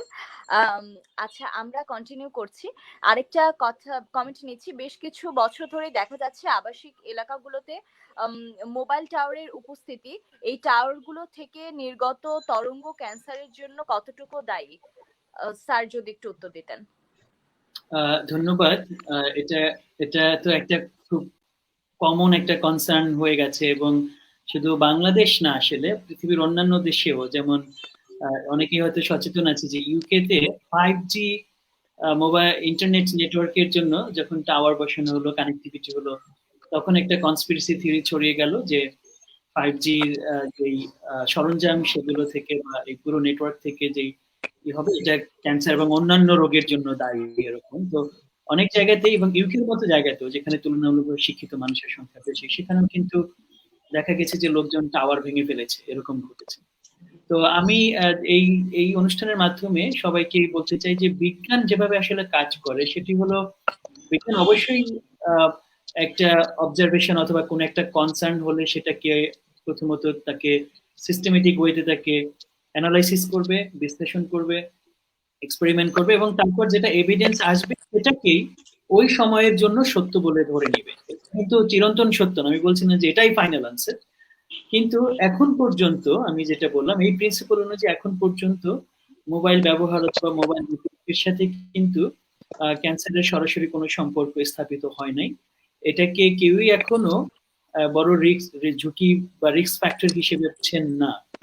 কিন্তু এটা বলার পরেও যে এটার আসলে কোন লেভেলে, অর্থাৎ কতটুক ব্যবহার আমরা করলে, ধরো যে আমি মোবাইল স্মার্টফোন আমার কানের কাছে রেখে দিচ্ছি, অনেক বেশি পরিমাণে ব্যবহার করছি, কথা বলছি, সেটার কোনো ইম্প্যাক্ট আছে কিনা, এগুলো নিয়ে কিন্তু খুব সূক্ষ্ম লেভেলে আসলে আরো ডিটেইল কাজের অবকাশ আছে, এবং আমার মনে হয় ওগুলো পেলে আমরা এটার ব্যাপারে একদম ফাইনাল আনসারটা দেবো। কিন্তু এখন পর্যন্ত যেটা এভিডেন্স সেটা হচ্ছে এই মোবাইল নেটওয়ার্ক অথবা মোবাইল ব্যবহার করার যে বিষয়, এর সাথে বিশেষ করে ব্রেন ক্যান্সারের কথাই বেশি বলা হয়, এটার কোনো সম্পর্ক স্থাপিত হয়নি।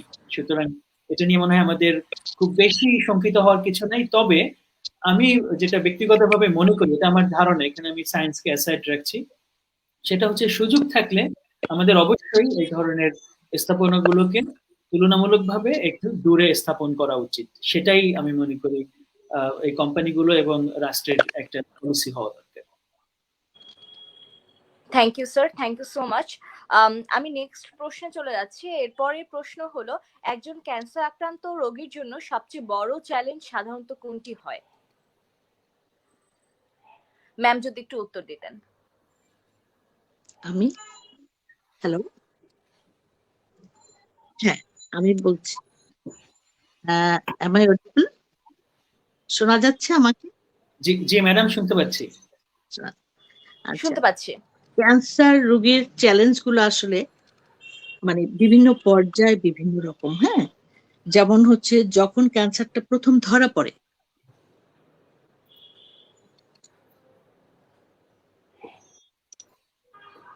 ডক্টর হলো এই যে ব্রেকিং নিউজটা দিবে, ব্রেকিং ব্যাড নিউজ, হ্যাঁ এটার একটা আর্ট আছে। হ্যাঁ, এটা নিয়ে যথেষ্ট অনেক পড়াশোনা আছে যে আমি ব্যাড নিউজটা কিভাবে দেব। আমি ব্যাড নিউজটা এমন ভাবে দিলাম রুগীটা ওখানেই সে অজ্ঞান হয়ে পড়ে তার মাথা ফেটে গেল, স্ট্রোক হলো, সে মারা গেল। এটা কি ধরনের ব্যাড নিউজ দেওয়া হবে না? হ্যাঁ, এইভাবে ব্রেকিং ব্যাড নিউজটা যেমন একটা ক্যান্সার বিশেষজ্ঞের জন্য একটা চ্যালেঞ্জ, আর পেশেন্টের একসেপ্ট করাটাও একটা চ্যালেঞ্জ। হ্যাঁ, দেখা যায় যে পেশেন্টের হয়তো কোনো পার্টির কাছে আগে বলে তাকে বুঝায় কিছুদিন কাউন্সিলিং করে, আচ্ছা দেখা যাক কি হয়, যাই হোক চিকিৎসা তো আছে। হ্যাঁ, এমনও তো রোগ আছে পৃথিবীতে যার চিকিৎসা নাই। হ্যাঁ, সেটা কি নাই? সেটা যারা শুনছে তারাও তো বেঁচে আছে। তা আমার আপনার একটা কিছু হলেই আমরা যে অসুস্থ হয়ে যাব, অজ্ঞান হয়ে যাব, এরকম ভাবে নিবেন না। হ্যাঁ, এভাবে একটা কাউন্সিলিং পর্ব করতে হবে। এবং আমাদের দেশে তো কাউন্সিলর নাই আলাদা করে, ডায়েটিশিয়ান নাই, কাউন্সিলর নাই। কোন কাজটা আমার করা না লাগে? আমি তো দেখতেছি যে সব কাজই আমাদের করা লাগে। হ্যাঁ, এটা ছোটবেলা থেকে এই দেশের ডাক্তার হয়ে মানে সব কাজগুলো নিজেদের করার একটা ঘাড়ে চলে আসছে, এরকম একটা অবস্থা। হ্যাঁ, আর এই ক্যান্সার বিশেষজ্ঞ হয়ে আরো বেশি হলো এটা। আরেকটা চ্যালেঞ্জ হচ্ছে যখন আমি চিকিৎসাটা দিব তখন আমাকে পেশেন্টের ফিনান্সিয়াল কন্ডিশনের উপর দেখতে হবে। হ্যাঁ, আমি এই পেশেন্টকে আমি যে চাপে দিব সেটা কি নিতে পারবে কি পারবে না। হ্যাঁ, আমি অনেক বেশি দামি একটা ওষুধ একবার দিলাম আর ও নিতে পারলো না, এটা তো আমার কোনো চিকিৎসার ধরন হলো না। আমি এমন ভাবে চিকিৎসাটা সিলেক্ট করব, একটা চিকিৎসা তো আর পৃথিবীতে নাই, আরো অনেক, একটা কেমো দিলে তার অনেক ক্যাটাগরি কেমো আছে এবং ওগুলা রিসার্চ আছে। জাস্ট ওকে আমি বলতে পারি যে এটা দিলে সাকসেস রেট এরকম, এটা দিলে হয়তো আর একটু ডিম হয়, তারপরেও মানে একদম যে কাজ করবে না তা না। কারো কারো তো এটা দিয়েই অনেক ভালো হয়ে গেছে এবং যারা পারে তারা আবার একটু দামিটা দেয়। এইভাবে একটা চ্যালেঞ্জ মোকাবেলা করতে হয় দুই পক্ষকেই। আবার আরেকটা পক্ষ যে লাস্টে যখন চ্যালেঞ্জটা হচ্ছে, যখন এটা মেটাস্ট্যাটিক ডিজিজ, যে দেখা যায় যে একে আমি কিন্তু 100% কিওর করতে পারবো না। হ্যাঁ, কিন্তু আমাকে তখনও একটা চ্যালেঞ্জ নিতে হয়। আমি যদি বলে না এটা ভালো হবে না, বাড়ি যে জান খেয়ে দেয়, মানে যা খেতে চায় খেতে দিয়ে দিয়েন, হ্যাঁ, এটা করাটা আসলে ঠিক না। আমি অনেক সময় অনেক শুনছি, এসব গল্প শুনে শুনে বড় হয়েছি। হ্যাঁ, যে এরকম ডাক্তার আশা ছেড়ে দিছে, যা খাওয়া দাওয়া করতে বলে হয়েছে, তারপর তো দুনিয়ার সাফারেন্স। এগুলো একটা ক্যান্সার বিশেষজ্ঞের জন্য এই কাজটা ঠিক হবে না। তাকে বুঝাতে হবে যে তার এটা ভালো না হলেও সে একটা পর্যায় থেকে এসে হেসে খেলে তার পরিবারের সাথে সময়টা পার করতে পারবে, সিমটম ফ্রি হয়ে যাবে। তাকে ভালো রাখা আপনাদের সবার জন্য জরুরি। আপনারা ভালো থাকতে চাইলে তার চিকিৎসা নেন, নাহলে আপনারাও ভালো থাকতে পারবেন না। হ্যাঁ, আপনাদের শেষ সময় আপনার প্রিয়জন যদি বেশি কষ্ট পায়, সেটা সহ্য করা কিন্তু অনেক বেশি কঠিন। হ্যাঁ, তখন কিন্তু আপনি নতুন করে কোনো ডক্টর আপনাকে নিবে না এবং বলবে যে মানে কেউ চিকিৎসা করতে চাইবে না, যে এরকম।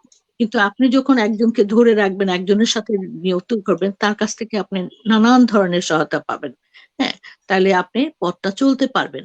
এবং ইভেন একটা ব্রেসমেন্ট সাপোর্টও লাগে, যেমন পেশেন্টটা মারা যায়, তখনও যে মানে যেই ফিজিশিয়ান তাকে সবসময় তাকে সময় দিয়েছে, তাকে বিভিন্ন কাজে সাহায্য করছে, তার বাসায় কিন্তু একটা ফোন আসে যে বলে যে ম্যাডাম আপনার পেশেন্টটা মারা গেছে, আপনি দোয়া করেন, আপনাকে অনেক কষ্ট দিয়েছি বা এরকম। তখন আমরাও বলি যে দেখেন আমাকে কষ্ট দিয়েছেন কি, আপনারাও আমাকে মাফ করে দিন, আমারও তো অনেক ত্রুটি আছে। হ্যাঁ, আমার অনেক ত্রুটি আছে। এবার ওটাও তো একটা চ্যালেঞ্জ। আমি যদি বলি মারা গেছে, আমাকে খবর দেওয়া গেছে, আমি তো জানিই মারা গেছে, আমি কি সেভাবে উত্তরটা দিতে পারবো? এটা তো পারবো না। হ্যাঁ, আমাকে তখন তাকে সান্ত্বনা দিতে হবে, দেখেন কেউই তো বেঁচে থাকে না, আজকে আপনার সাথে আমি কথা বলছি, আমি কালকে নাই, এটা তো হতে পারে। হ্যাঁ, এটা কি হতে পারবে না? এটা কি নাই পৃথিবীতে বলবো যে আর ঘটনা এরকম ঘটে না, এই প্রথম একটা ডাক্তার একটা রোগীর সাথে কথা বলছে, পরের দিন সে নিজেই মারা গেছে। হ্যাঁ, মানুষ কেউই বেঁচে থাকবো না, কিন্তু আমরা যাতে সুন্দরভাবে সময়গুলো পার করতে পারি সেটার আমাদের যথাসাধ্য চেষ্টা করতে হবে। এরকম চ্যালেঞ্জ গুলো কিন্তু এরকম ধাপে ধাপে, হ্যাঁ, ধাপে ধাপে, এবং একটা একাত্ম পরিবেশ থাকা লাগবে এবং তার সাথে একটা ইন্টিমেসি থাকা লাগবে, ফ্যামিলি মেম্বার হবে। আমাদেরকে তো পেশেন্ট মারা গেলে আমাদেরকে তার শেষকৃত্য অনুষ্ঠানে আমাদেরকে দাওয়াত দেয়, তার অর্থ কি? সে স্যাটিসফাইড, তাকে আমি করতে পারছি। হ্যাঁ, সেটাই তো একটা লক্ষণ। হ্যাঁ, আমাকে জানাইলো, সে এ করলো, এটাও তো অনেক ভালো একটা, অনেক পাওয়া। একটা রোগীর কাছ থেকে ডক্টরেরও কিছু পাওয়া থাকে।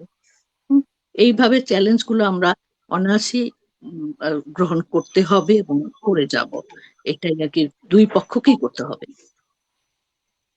যে ম্যাডাম, আমি জিনিয়া বোধহয় একটু অফলাইন আছে, আমি আপনাকে একটু কমপ্লিমেন্ট করি এখানে, যে এই যে রোগী, ক্যান্সার রোগীর যে চ্যালেঞ্জ, যে বিষয়টা আমরা শুনলাম আপনার কাছ থেকে, এটা তো আমি যদি ভাগ করি আপনার বিষয়টাকে, একটা হচ্ছে যে রোগ যখন প্রথম শনাক্ত হলো, তারপর যখন তার ট্রিটমেন্ট হলো, এবং ট্রিটমেন্ট পরবর্তী যেটাকে আমরা প্রগনোসিস বলি, যে তার যে ফলো আপ এবং সেই সময়ে তার যে কনসিকুয়েন্স, সেগুলো মিলে তার শেষ পরিণতি, যেটা শেষ পরিণতি তো সবারই মৃত্যু। আমার মনে হয় যে আমরা একজন ক্যান্সার রোগীকে, যে এটাকে আমরা যে হলিস্টিক যে ট্রিটমেন্ট, যেটা আমাদের বেশিরভাগ সময় হয়ে গেছে, যে কারণে আপনাকে দিতে হচ্ছে যে ক্লিনিক্যাল অনকোলজিস্ট হয়েও আপনাকে তার সাইকোলজি মেনটেন করতে হচ্ছে, তার ডায়েটের, এই যে বাংলাদেশের জন্য একটা বড় চ্যালেঞ্জ এবং বড় একটা ঘাটতি। আমাদের এখানে এই বিভাগগুলোকে আমাদের একটু আলাদা করা উচিত।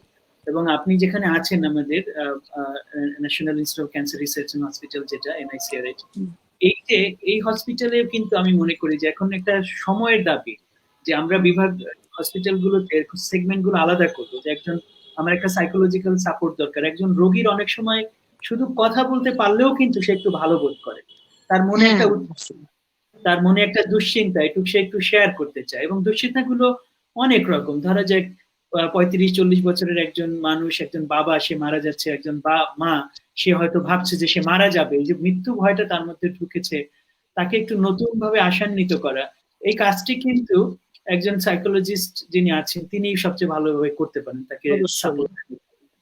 এবং তারপর যখন কেমোথেরাপি শুরু হয় অনেক রকমের সাইড ইফেক্ট আছে, তখন উনি কোন খাবারটা খাবেন, কোনটা না একটা লিস্ট দিয়ে দেওয়া, হ্যাঁ একটা ঠিক। লিস্ট দিয়ে দেওয়া, ধরায় দেওয়া, ও ভাবে কিছুই খেতে পারবো না, এই যে সেটাই। মানে তার ডায়াবেটিস নাই, তারপর সে ভাবে যে দই মিষ্টি তার মনেই আসলো না।